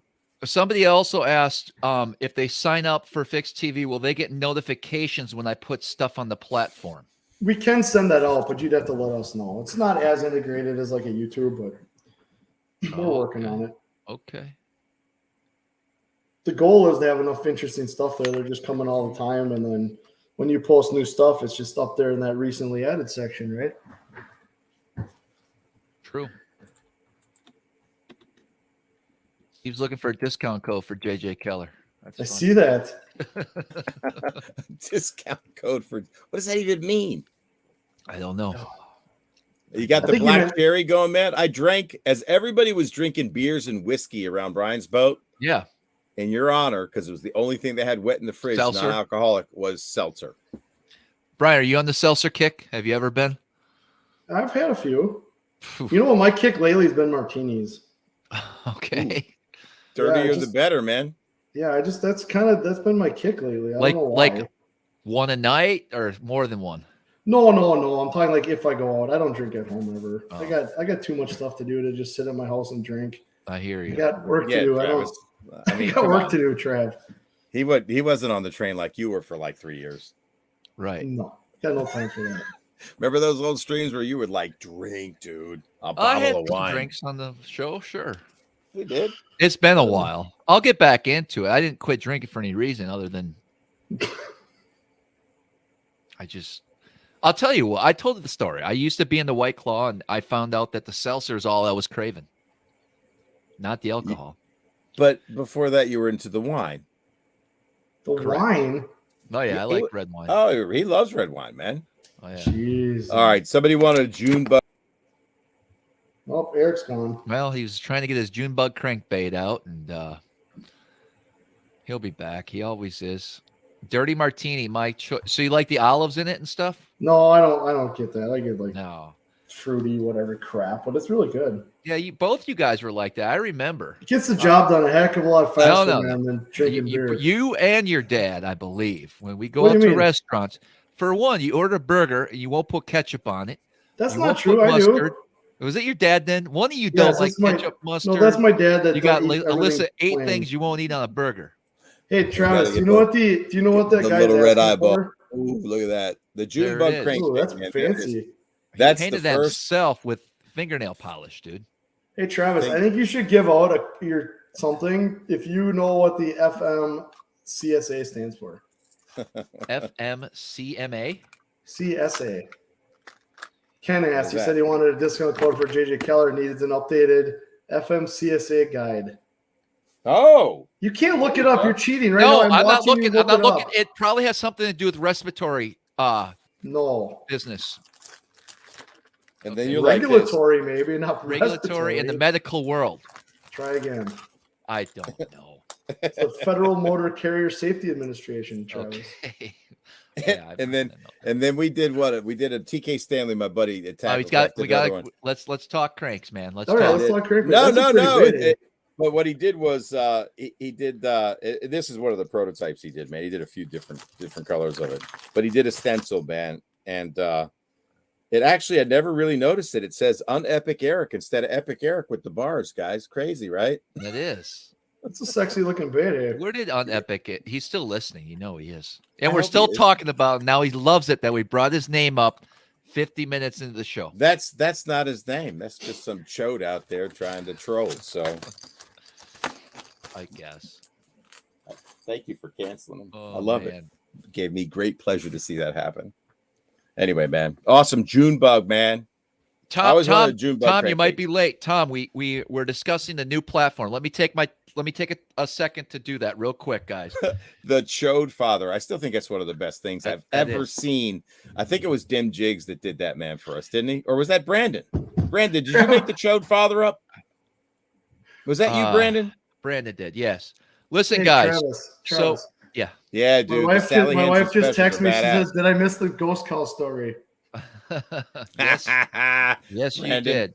Brandon, guys, this is a new link for the VIP. It's $5.99 a month instead of $10. You get a lot more content. It's a great value for my viewers. There's a link. If you sign up, let me know that you signed up. You'll be entered in a drawing here shortly. There you go. The Chode Father. I became the Chode Father tonight. Yes, you did. Saw a little of my Italian heat coming out, bro. I don't get angry much. You got fired up about that, man. I didn't know what to do. I thought I needed to. It made me a little uncomfortable. I'm glad because you got to see who I really am. I could feel it. I could feel it coming through big time. Yeah. Nah, man. I try to be a good person in my life. I try to pay it forward.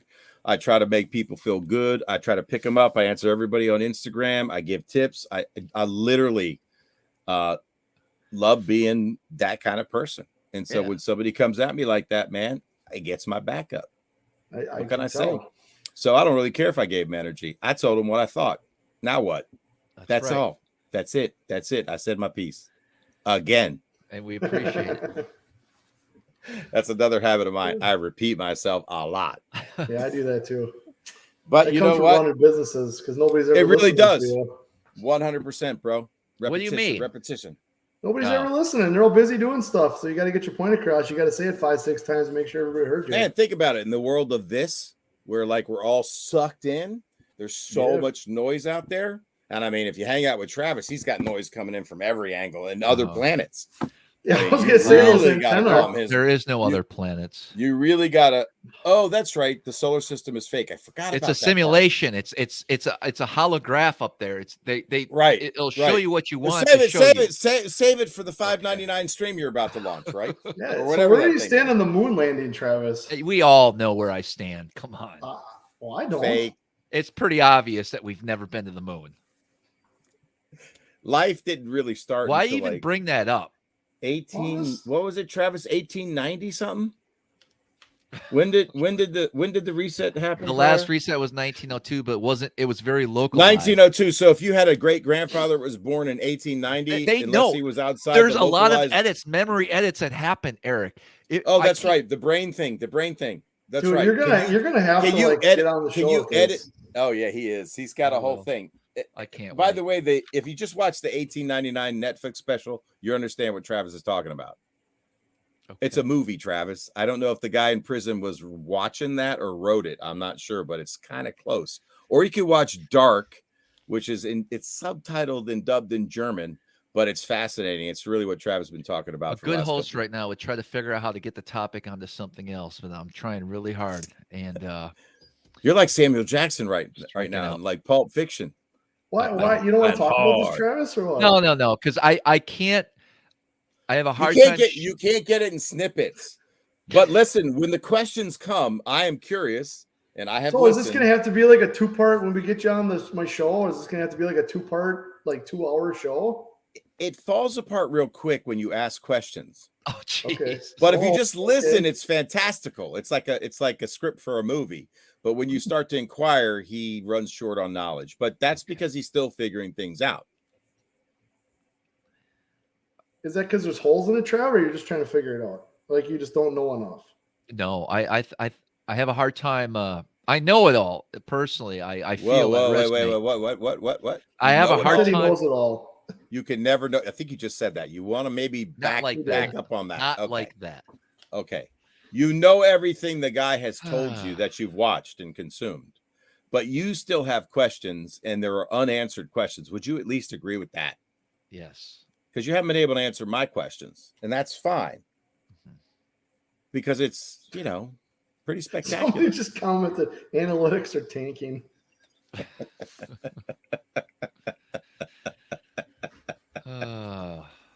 Do you want me to get you back on track, Travis? Or what? I think you do. I mean, at this point, no, get back on track, bro. This is a big night. What do you want to talk about? Well, let's go a little bit longer. Let's go a little bit longer. It's your show. What's Travis most excited about fishing this year? That's a great question. Really? I'll interview you for a while. How about that? What am I looking forward to the most? I'm looking forward to my last. My honest to God, and people are gonna. I'm looking forward to my last year on the Chesapeake. I'm looking forward to that last, because I'm only going to guide there until June. So I got April, May, and June, 3 months. I'm actually going to try to really enjoy that time and appreciate the time I've spent on the bay over the years, knowing that I probably won't be able to get back as often as I'd want to in the future. That's a new perspective. Where'd it come from? As you were down on the bay, man. I picked on the bay. You a lot, man. You were bad-mouthing it bad. I bad-mouthed the bay, but I still love it. But the only reason why I bad-mouth it is because there's actual anglers. Bad-mouth the bay, but because you still there's love local anglers here that go out there every weekend. Yeah. Every weekend. Yeah. Every weekend. Every weekend. when they can drive 3, 4, 5 hours in any direction and experience a whole new world of fishing. But can you appreciate that they love what they do there, and they take on the? They need to get out of their comfort zone. Stop flipping the side. same dock with the same jig at the same time of the year, and experience what true fishing. But you know what? Not everybody has as much time to fish as you do, Travis. Wait a minute. It's not that. They're spending money true fishing. I'm just. What the fuck, dude? What are you talking about? I'm just saying. Does everybody have a full tank of gas to drive 3 or 4 hours and rent a hotel and do it? No. You're privileged because you can, right? You got somebody supporting you and backing you up in your endeavors, right? Not everybody can do that, dude. So that's where you run into problems, man. There's a bunch of people. I'm not talking to those. I'm talking to specific people that own businesses that are able to fish. You said specific people. Who was that? You were sounding like me earlier when I was like jammed up. No, I'm not talking specific people. You got names then. It's a merry-go-round on the Chesapeake Bay. That's all I'm saying. Okay, but that's a lot of bodies of water. No, that's South Jersey. Dude, that's what I heard all weekend long about South Jersey. Tournaments every weekend, grinders that fish never get a break, right? I mean, there's a zillion places like that across the country. People don't have the means to drive 3 or 4 hours, or not a lake like the amazing, upper stretches where you're going, right? The Great Lakes. They don't have that opportunity, bro. Time and money. Don't you agree that it takes that? But you got it. Oh, sorry. Go ahead. Go ahead, man. I was gonna say, but you couldn't even say that the Bay is kind of like that, Travis. The Bay of Green Bay is a little merry-go-roundy if you really wanted to get into it. I definitely have been the last few times back in Wisconsin during the prime time. It was eye-opening, for sure. Yeah. I think Eric's right. I think a lot of places are like that if you really break it down. Could be. Yeah, man. I mean, it's not everybody has that opportunity in those. I mean, literally, where you're going to be fishing and guiding is some of the best fishing, literally, in the country, on the planet, for what it is.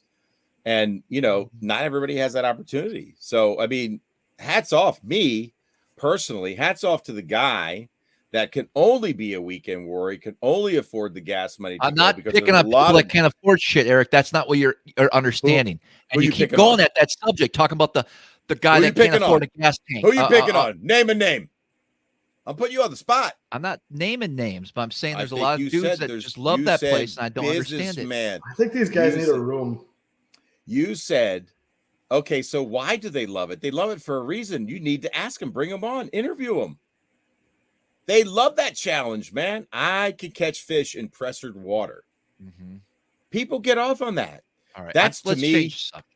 But look, man, that's to me. The angler figures out how to catch bass in every situation. Shallow, deep, in between, pressure, wide open. Don't see a boat for 3 days, right?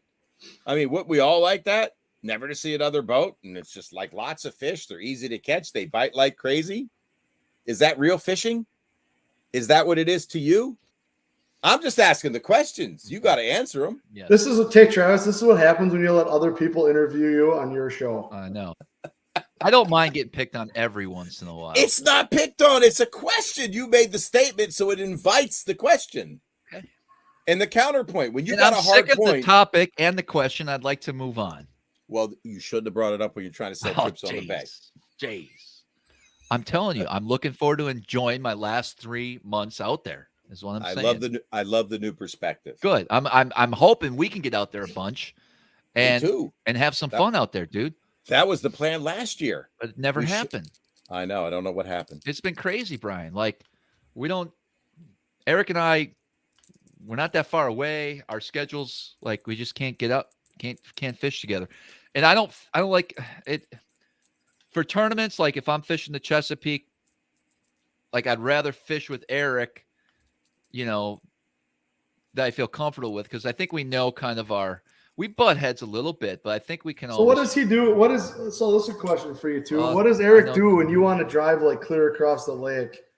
because your spot didn't fire. I don't get like that much anymore. I'm and not your like other that. spot's 34 miles away. I'm not like that anymore. Here's that. We had like an agreement. I don't want to be on. I'm not interested in big lake fishing. I don't like it. I don't I don't like getting the shit kicked out of me in a boat. It's not worth breaking my back for. I don't care what the prize money is, man. Not zero interest in a ball busting boat ride like that. Yeah, you know what I mean? He was like that back in the day. I don't know if you know. Oh yeah, no, he was totally cool. Bad. We talked about it. I said, dude, if you need to go, I don't need to be there at your smallmouth crush open because it was on it was on the big lake. And no, in the Upper Bay, man, when I've ever been out with him, he's really taking it easy on me, and I appreciate it. He's a great boat driver, and I thanked him for it. So, the Camus is a great platform too. The Nitro was a little bit different ride, but the Camus is outstanding. Different boats, right? Different hulls, but no, man, no. I mean, generally, when it's tournament time, like on the Upper Bay, man, I tip my hat to him and say, "You've been out here guiding all summer or all spring. We're going to your fish, bro." He doesn't really listen to me. So the results I've always said Travis has got like a weird sixth sense with fish. He always had. Yeah. It's just getting him to like calm the voices down so he can listen to it. Very true. Very true. Very true. No, I mean, like, what was I going to tell him? Where to fish in the Smallmouth Crush Open on waters that he knows and I don't? Right. I mean, that was his game plan. Oh, it just quiet now. Well, that makes sense. What's up? Hey. Nothing? No, I was just talking about like when we tournament fish, it's generally your plan. It's your water, it's your area. You guide on the bay, so I haven't been there. So what am I going to tell you? And if I tell you something, you normally don't listen. So I just let you do your thing. I think I listened. No, not at all. And that's okay. You're the boat captain. So Eric certainly does catch him, but a lot of times he breaks off fish at crucial times. Nah, man. At least twice.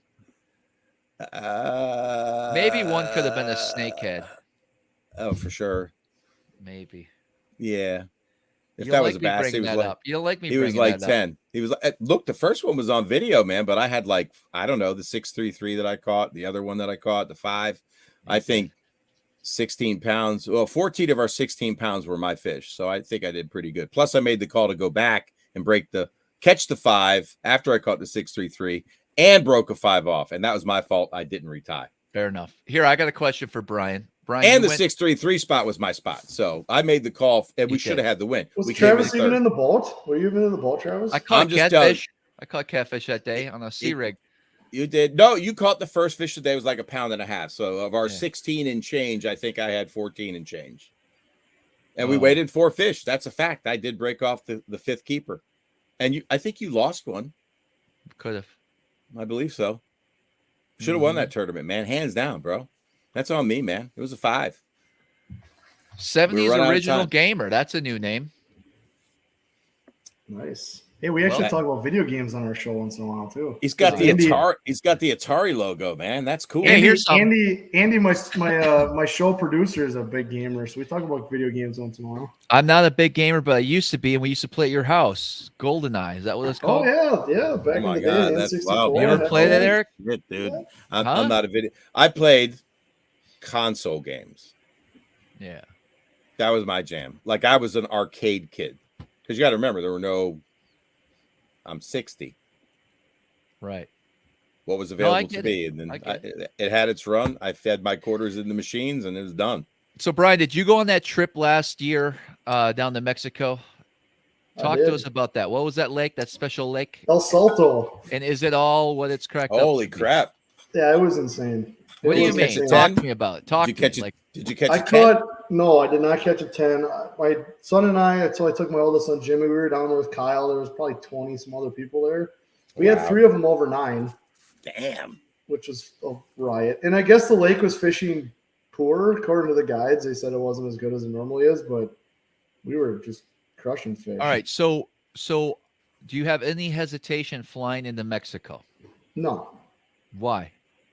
No, I've been there a lot. I fly all over. I've gone all over the place. No, I don't have any issues flying to Mexico. To me, it's it's a scary country.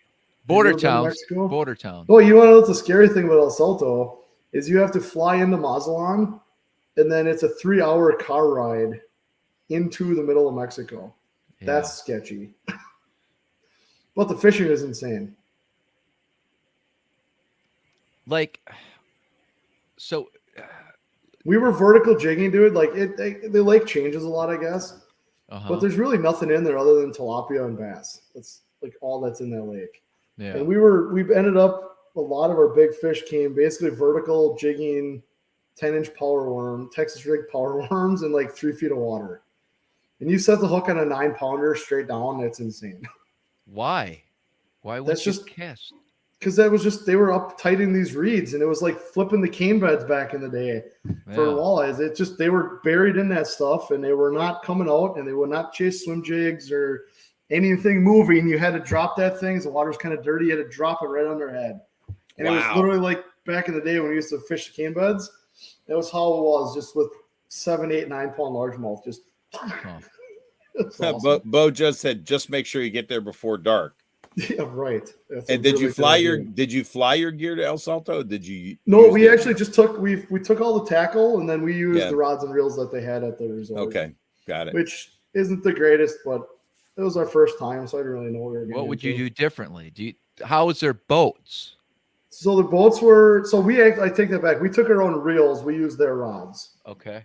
So they had a whole bunch of older St. Croix type rods that were there, but we took all our own reels. Their boats were all like 17-foot John boats, basically, with like casting platforms in the front. And then the guy would just sit in the back, and he had his little 60, 70 horse tiller and a little electric motor, and away you go. Wow. It was you would have loved it. It was insane. Is it a big lake? Yeah, it's not real big, no. I don't know how many acres it was. I'd have to look it up. I don't remember, but was there a lot of people? Was there a lot of fishing pressure? Did you notice fishing pressure? No, they're the only resort on that lake. Wow. We were at this Anglers International or whatever. There was only, I think, 20 of us there. We were the only ones fishing the entire lake. Amazing. So everybody would get up, they'd make your breakfast, you go down, meet your guide, go fish for 4 or 5 hours, come back in, eat lunch, take a nap, go back out at night, fish for another 4 or 5 hours. And we did that for like 5 days in a row. It really was terrible. What's it like around? Like, how's the buildings? How's the resort? Is it like a camp? Is it? It is the resort. No, the resort's really nice. Everything from the resort to Mazatlan it's a third world country, and people are living under tarps. And the police didn't come chase you down. None of that. No. Well, I mean, you're tourists, man. Most of the time, they kind of leave you alone for the most part. If they know you're coming in bringing money, I guess. Okay. But I mean, the guides were working for $15 a day. That's what the resort was paying these guys. I mean, obviously, they make a lot of their money on tips, but the resort was only paying them $15 a day. And that's a really good job down there. Those guys were the one guy we had, he was his 15th year. Yeah, so wow, that's incredible, man. Yeah. Crazy. You should go down there, Trav, unless you're just too scared to fly into Mexico. But I have no business in Mexico. Mm-mm. But they got giant bass, man. What do you mean? I have no business in Mexico. What does that mean? I've been there, done that. Oh, you have. Yes. You want to tell us about that? I just had some interesting things happen around the border. Expand. I mean, sounds like a spring break story, Eric. No. I took Dirty Steve and I went to Lake Amistad once. Okay. And then we crossed the border and went down there at the bar scene, at night. And holy crap.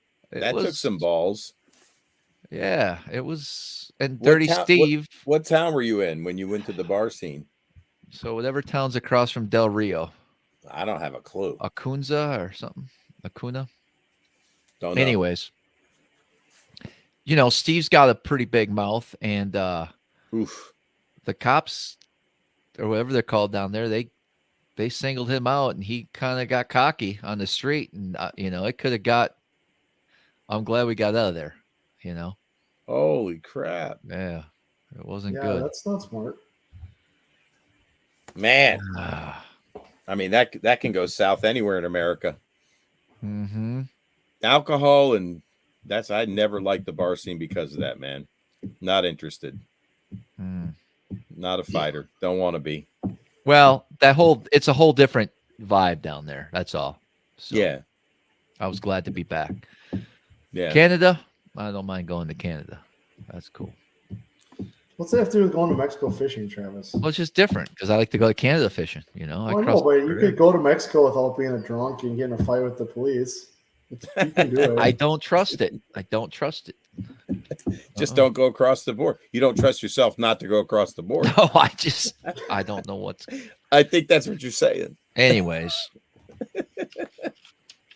Come on, Eric, let's go to Tijuana tonight. You're not loud. You'll just drink club soda. That's right. You would never cross the border. You would not go to a border town bar with me. Like I said, if I'm not interested in bars, if I'm not interested in bars in America, why do I want to go to a border town bar? That's true. I get it. I'd rather sit and tackle in the room and how we're going to fish the next day. That's what I'm into. All right, Brian. How do we get you to come out to Lake Ontario and experience some of that fishing? Just let me know, man. Yeah, come on, dude. You got to do that. Coming out there. Why wouldn't I? I don't know. I just got to work around my kids' baseball schedule in the summer. That's all. Oh man. What are you gonna do with your kids? Like lock them in the closet and not let them do anything, or what? He pauses. Cole was fine when he stopped in a bar in Chicago on the way home from Wisconsin. I think he just hung out in the truck playing on his iPad in some alley, right? Yeah, I think what's let your kids have some fun, right? Yeah, hopefully they like fishing and they, they'll run with that. That's my hope. But fair enough. I've always been. My thing with the kids is let them do the stuff the kids like to do. They can fish forever. So if they want to play baseball for 8-10 years, and they can let them play. They can fish until they're 100. Let them play sports while they can. That's where I'm at. Okay. True. So you gotta make some sacrifices for your family. Travis. Sure. Yeah. I get it.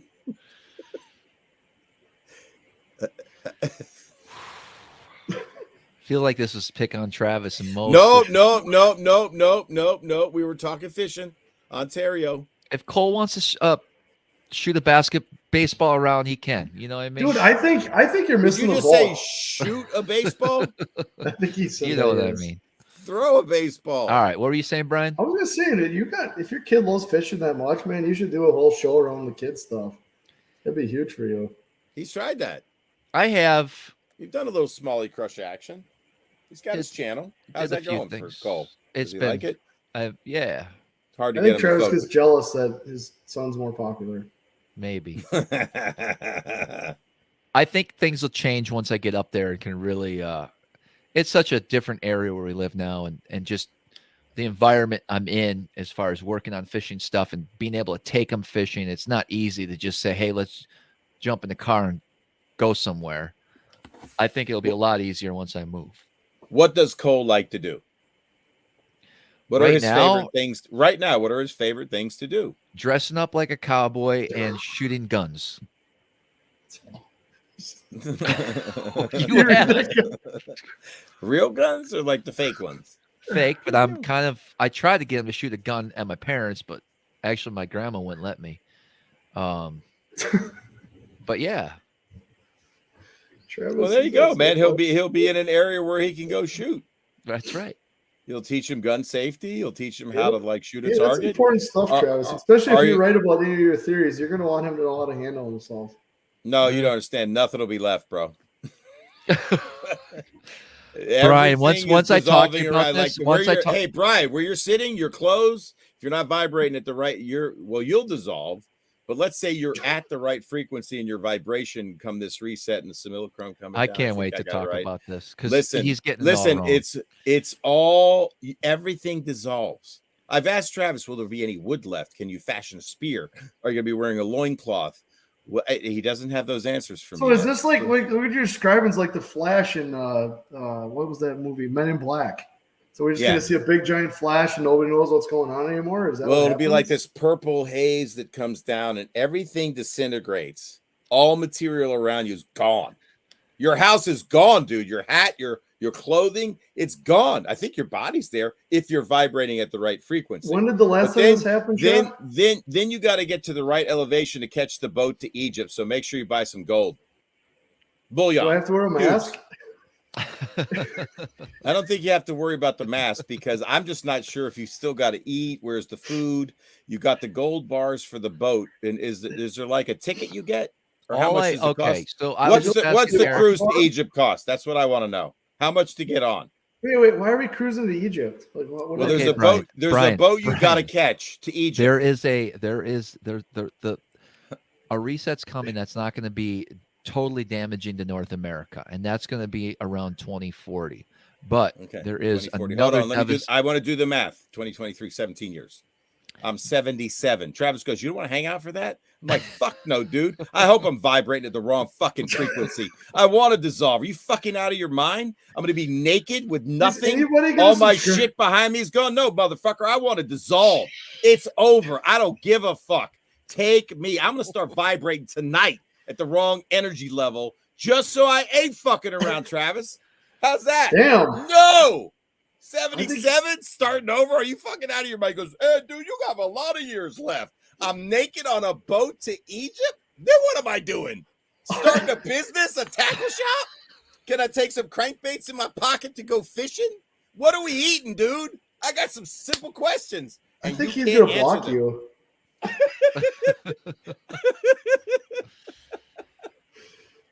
He asked me the question. He goes, do you want to be, you don't want to be around for that?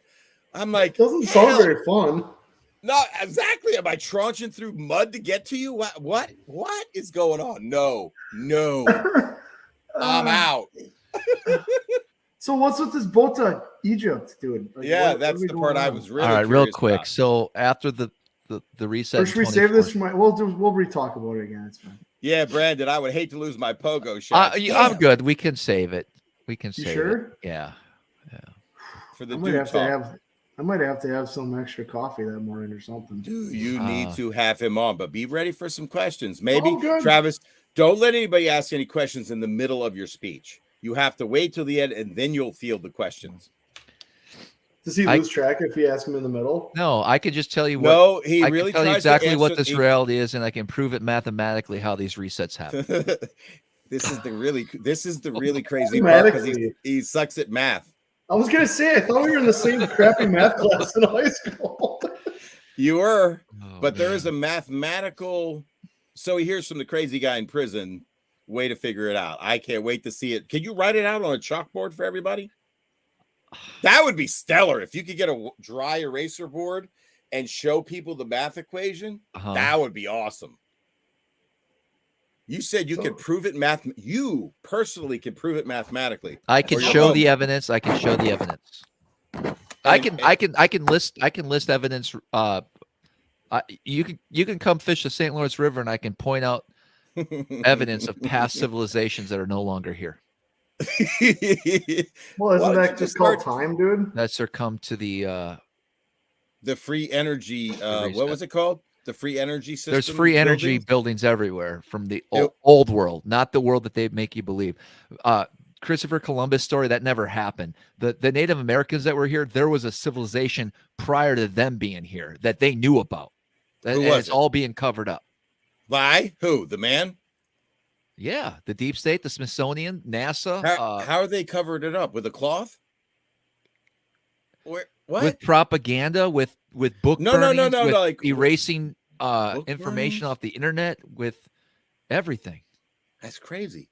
What have you seen? What are the free energy structures you've seen personally on the St. Lawrence? We went through this before. No, just give me one again. You have to remind me. It doesn't stick in my brain. I'm sorry. Churches. I can't imagine why. Churches with 2 steeples. What were they? Those were energy towers that somehow we don't have the frame of reference to understand. What was the energy? Was it fusion, fission? I don't know. It was free energy, man.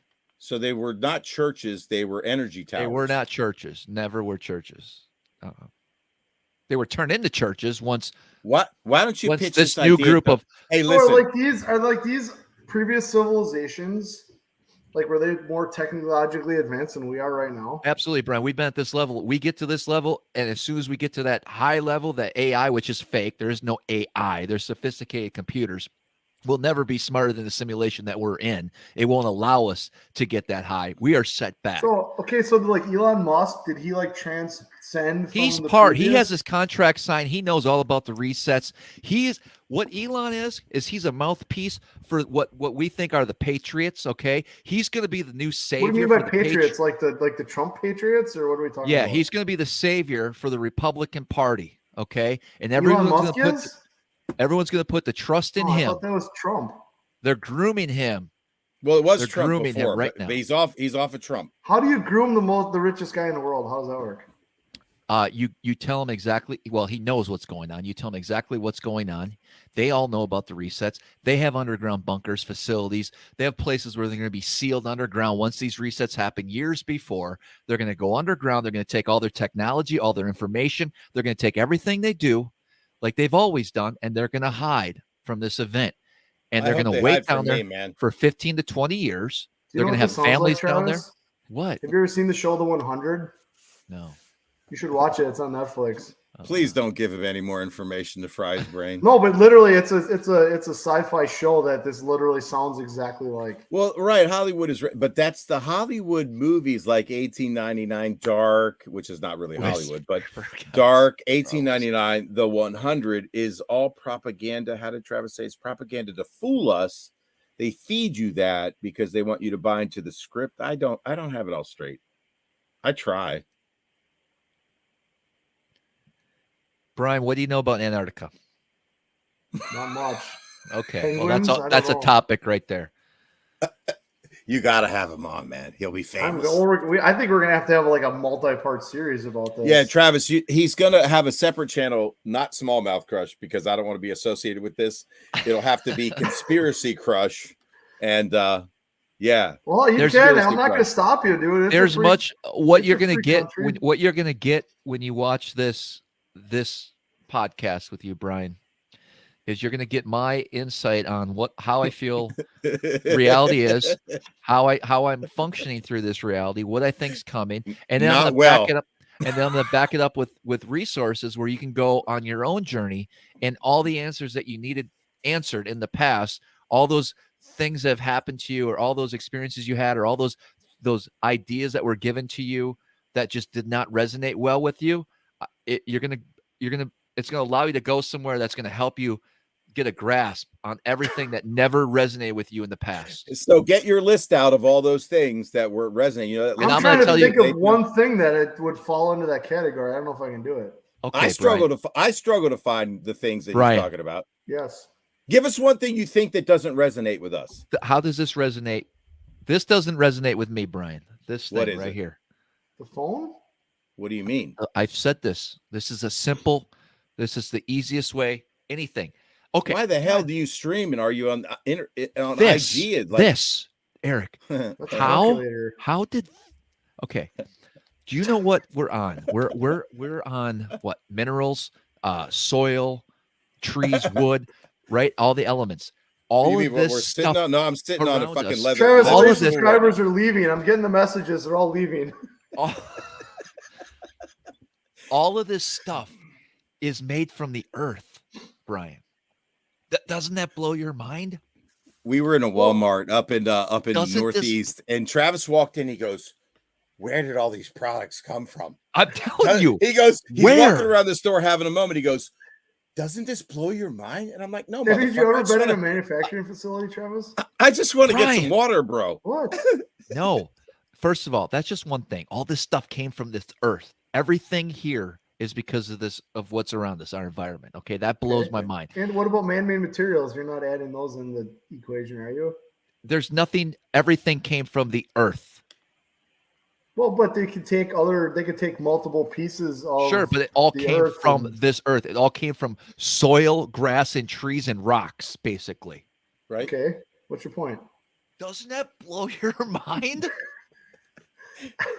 He doesn't know much about chemistry. I mean, that's just called technology, dude. Oh, you're not getting it. And that's fine. No. That's fine. What am I missing, Eric? Help me out. I don't know. I try to ask the questions and he loses me, and then I stump him, and then we just stop. Okay.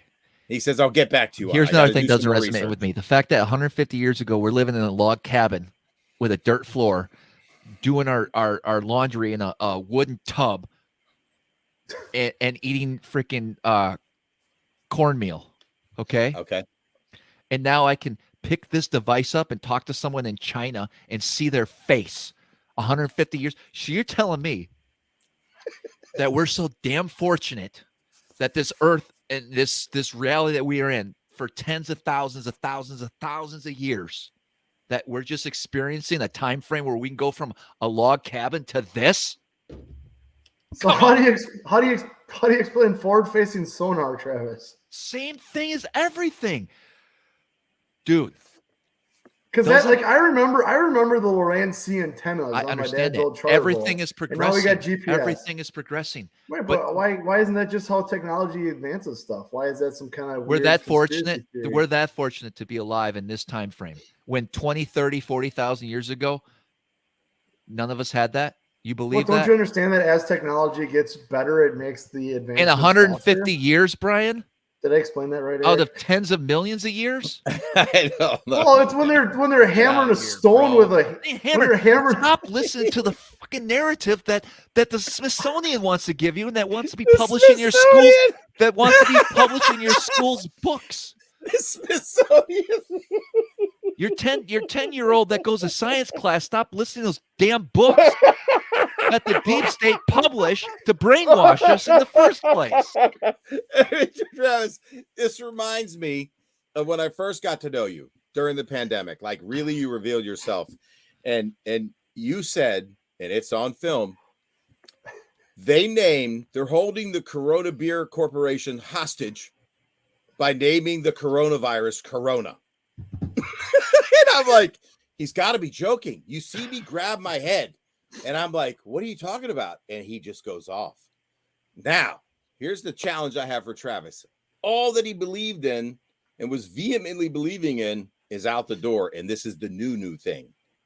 So you have to be open-minded, Travis, to this new thing might come crashing down. And I'm more curious about the next thing you're going to grasp onto. You seem to be searching for something. I found it, bud. That you can believe. I know believe. Exactly how this reality works and how to maneuver in and out of it now. And my soul is at peace, bro. My soul is at peace. Are you in the Matrix? You don't seem to be at peace. Now, can you mathematically prove this on the Dude Let's Talk show? What's it called? Dude something. The Dude Factor.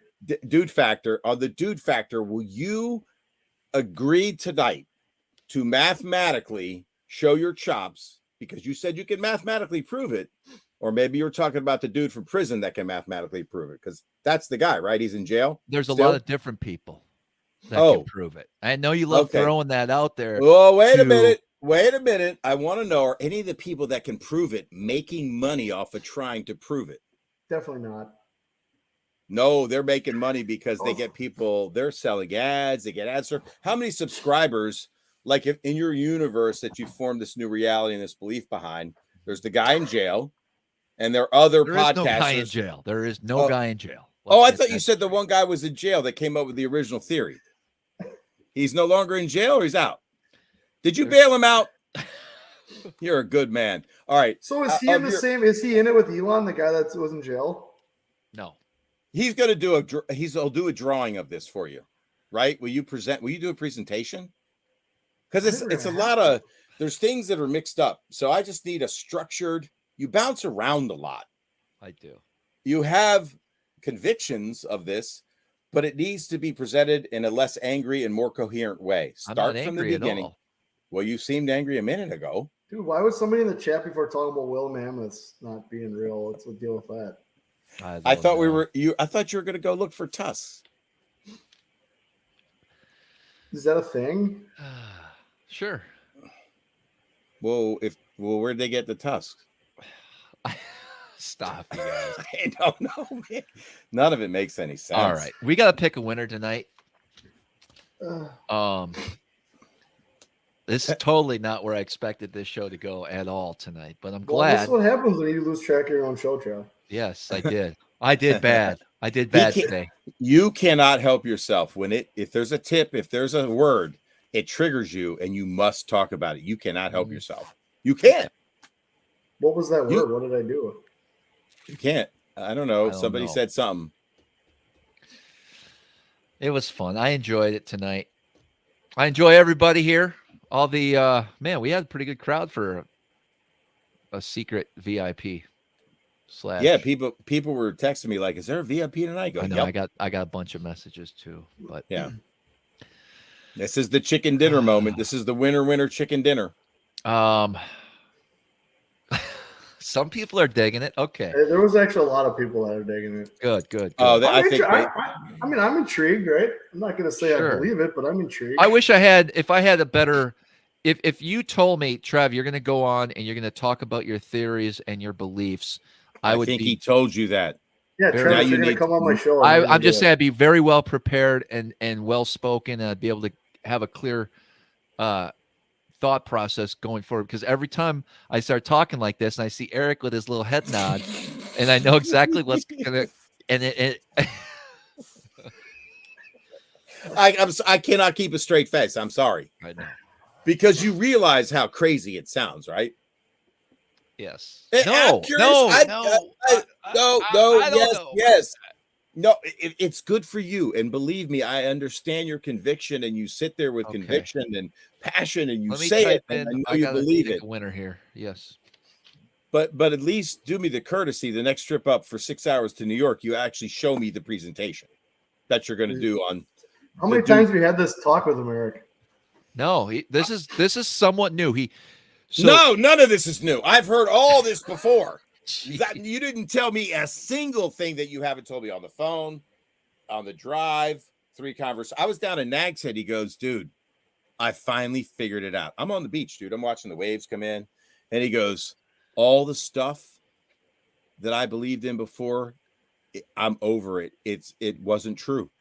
And I go, what are you talking about, dude? He goes, I found it's called the reset, but you don't have anything to worry about, bro, because you're vibrating at the right frequency. And I said, what How do you know mean? that? Is that the math formula? No, he because just we make that sees- choice. Okay, you're either going to be put back in this loop, or you're going to be set free. So now we're talking about reincarnation. Is that the deal? No, so he said, because I wasn't he's not part of a in. he's not I wasn't from what I sucked- can I'm tell, not the Eric collective. I'm not part of the collective. Eric is not part of the collective from what I can tell. Right. Are I you? don't. I used to be Yeah, he said he was. Why 6 are you months not? ago, Why are you not now? because I understand how this reality works now and I'm free from it. Right. Yeah, I used to be in paradigms. I used to be in a Republican paradigm. Yeah. There's religious paradigms. There's left versus right paradigms. There's political paradigms. There's belief paradigms. There's all these beliefs, and all of this system that controls us wants us to be in is some sort of reality tunnel, so it can control our thoughts and control our actions and control the way we function through this world. And once you break free from that, game over. They can't control you anymore. And now what? Zero fear. Zero fear. Enjoying life. Whoa. I'm just going to enjoy my Made in the USA. All right, we got a winner here. Let me pull You it got up. how many people have seen that? You know what Right, happened, Eric? right, Yeah, foul I bait. got it here. You know what You happened? know It what? said- You know what that is? No, You I don't. got I'm still stuck on this Travis thing. So I'm Exactly. thinking when he was across the border in that Mexican bar town, Yeah, he got fed. It was that extra worm in the thing. He ate 3 or 4 of those instead of one, and it kind of crossed the wires. Oh, sure, man. It's something. That's plausible, right? Well, there's something else that's plausible, but I cannot reveal it on the show. But it makes perfect sense to me. I know something everybody else doesn't know about Travis, and I will keep the secret safe. What is it? It's I'm his not middle telling. name. I'll tell you privately, but I won't tell it on the show. Okay. fair But enough. I'll just say that I get how this happened and how he found this new thing. All right. Yep. And it wasn't just about the guy in jail.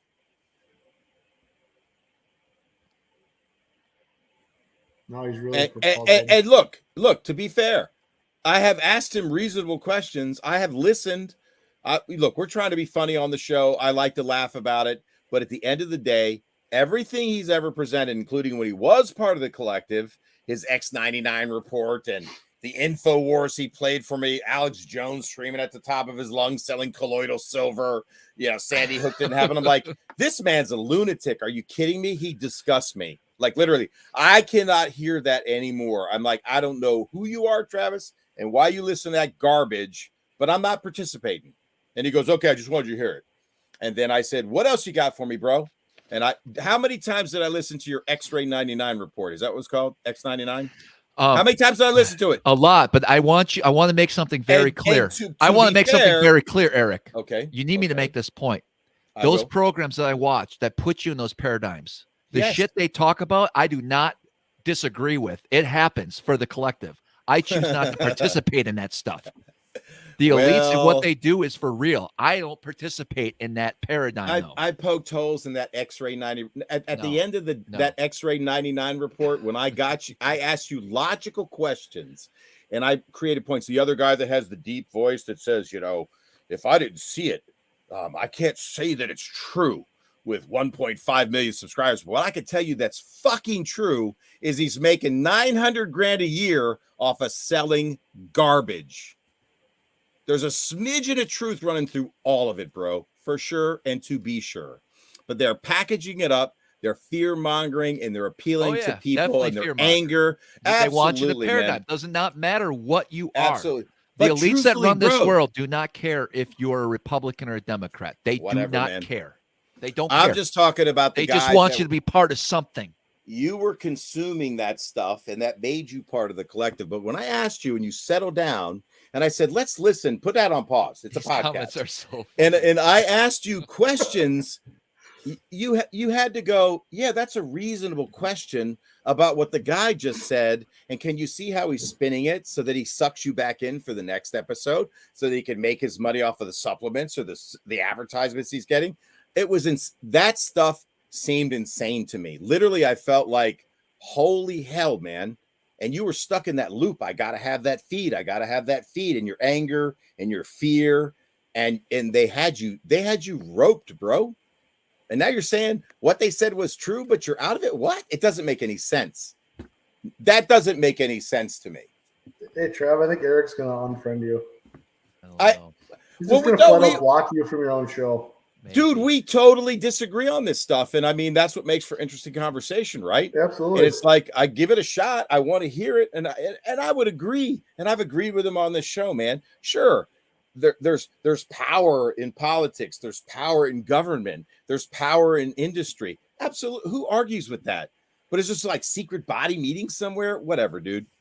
I don't have time for it. You don't have to accept it, and that's fine. But the show is going on, whether you believe it or not. And I don't care that it's going on. It doesn't affect me anymore. They can drink as much children's blood as they want. I don't give an F, bro. Don't give an F anymore. I just get worked up over it. No, that's my entertainment now. That's what you don't get.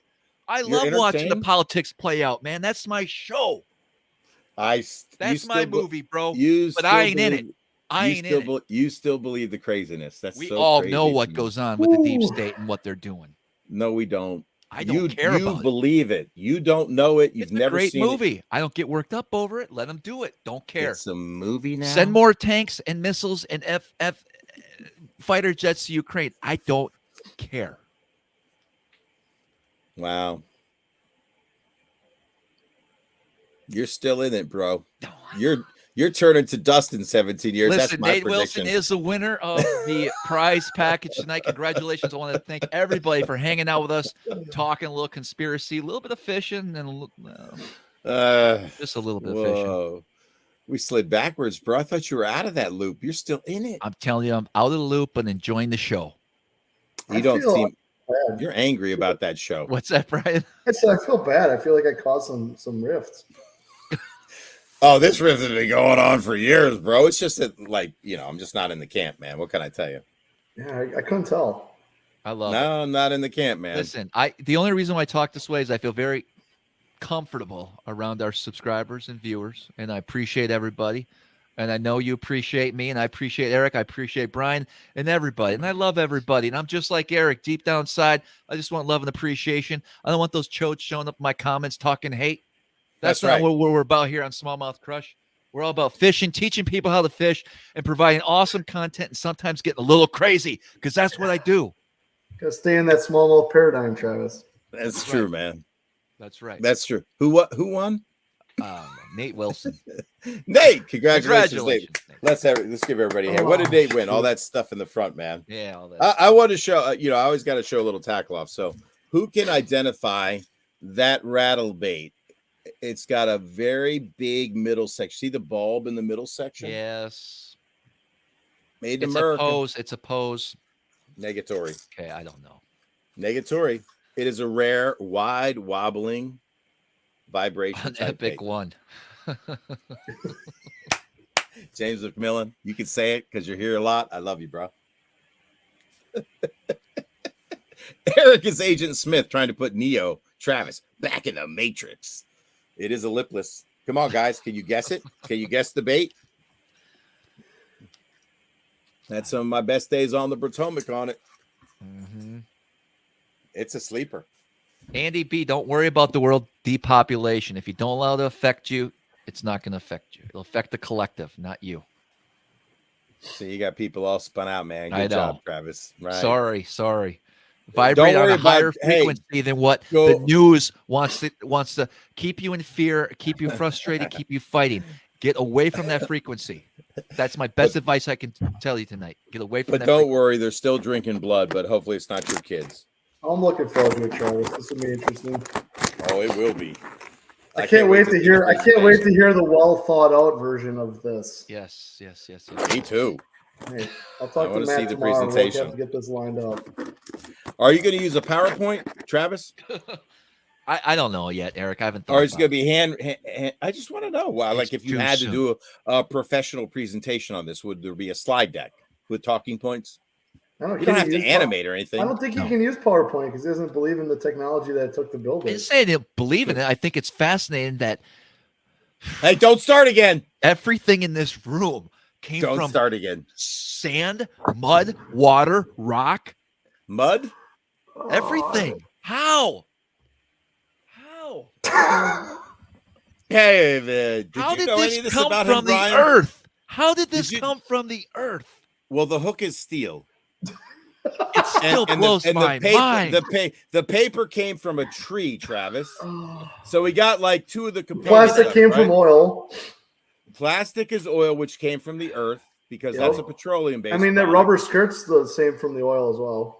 Did we answer your questions about how the jackhammer came from the earth? Because we pretty much covered 99%. If you think The hook if is you steel, the think- blade if is you steel. think that we went from, and somebody said in the comments, from a log cabin to live scope in 150 years, and you think that we're just lucky We're the crazy ones. that 40,000 years ago that this shit didn't happen then, You're trying again. come on. You're trying again, bro.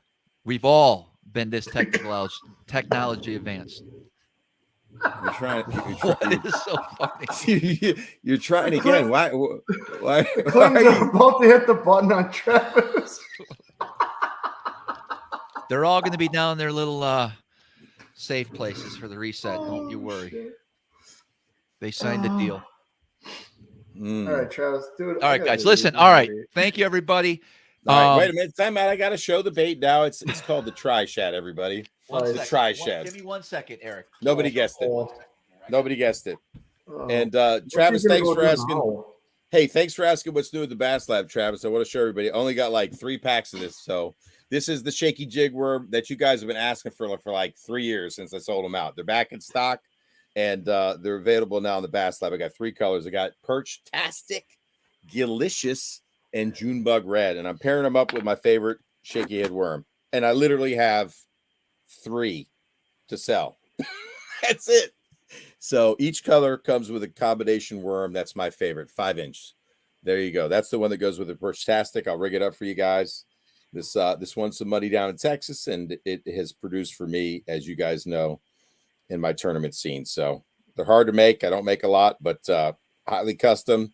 These came from Brian at Brian's Custom Tackle, and this is what it looks like fully rigged. So there's your, and this is the color you get on the Perch-tastic.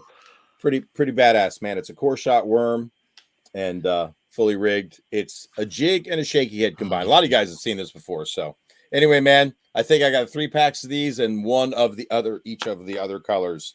So more coming, but for now, that's what I got. So if you're interested, check it out. And I appreciate you asking, Travis. Thanks. These comments tonight were probably some of the most entertaining comments I've seen in quite a while. They were, dude, you went. And by the way, you can rig it Texas, or just straight if you're not going through cover, because it has a bait keeper built in, a looped mono bait keeper, so you're straight on the worm. So either way, it works. All right, guys.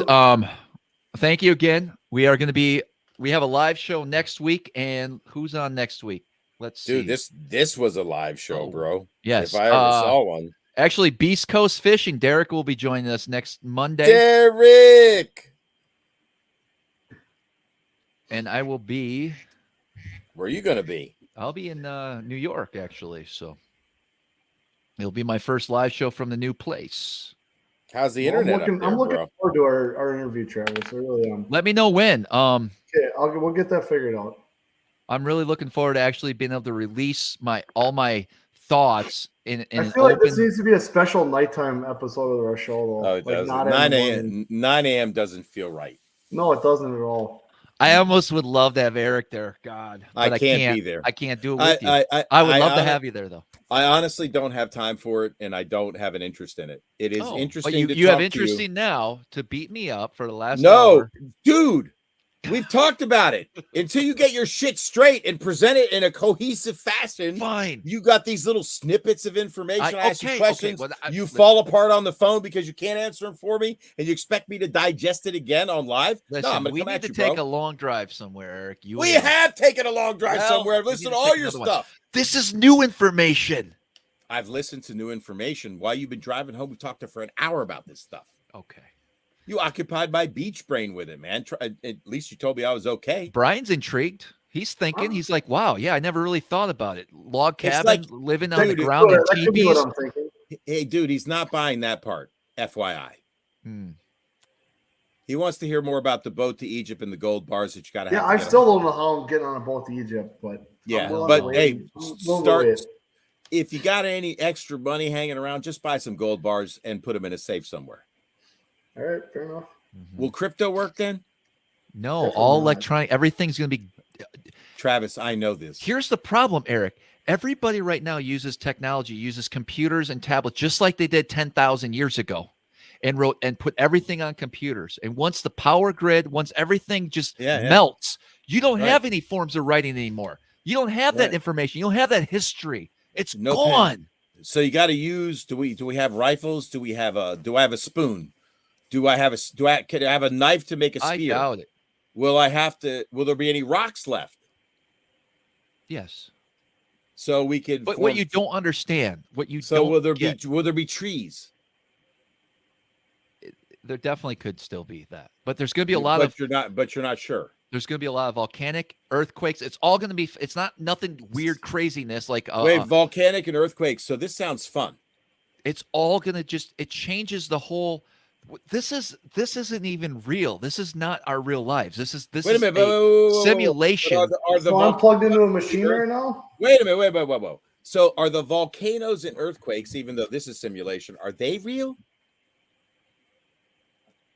Or will your central nervous system is trying to make you feel like all this is real. Okay? That's what it's designed to do. It's making you feel like it's real.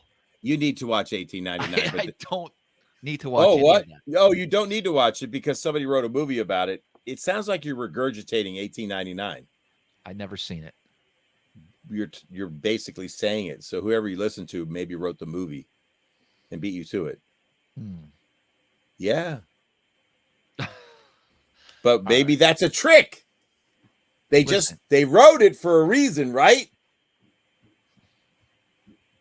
Well, what you don't know is this simulation has been hijacked, and there's a hijacked by who? Hijacked by who? Well, some people and NASA, who it's just a big money laundering scheme. NASA? But NASA also does say that there is a dark planet up there. They know there's an object in the sky that they don't have a name for. They don't know what it is, but they acknowledge it. Okay, the fact that they acknowledge the dark planet Planet X, whatever you want to call it.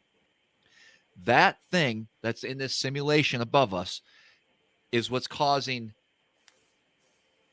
I'm not even going to say it on the air, but all of these. We'll save it for another time. Brian, I know you got a lot of stuff to do tomorrow. Let's wrap this up. Appreciate it, guys. To it. Yes.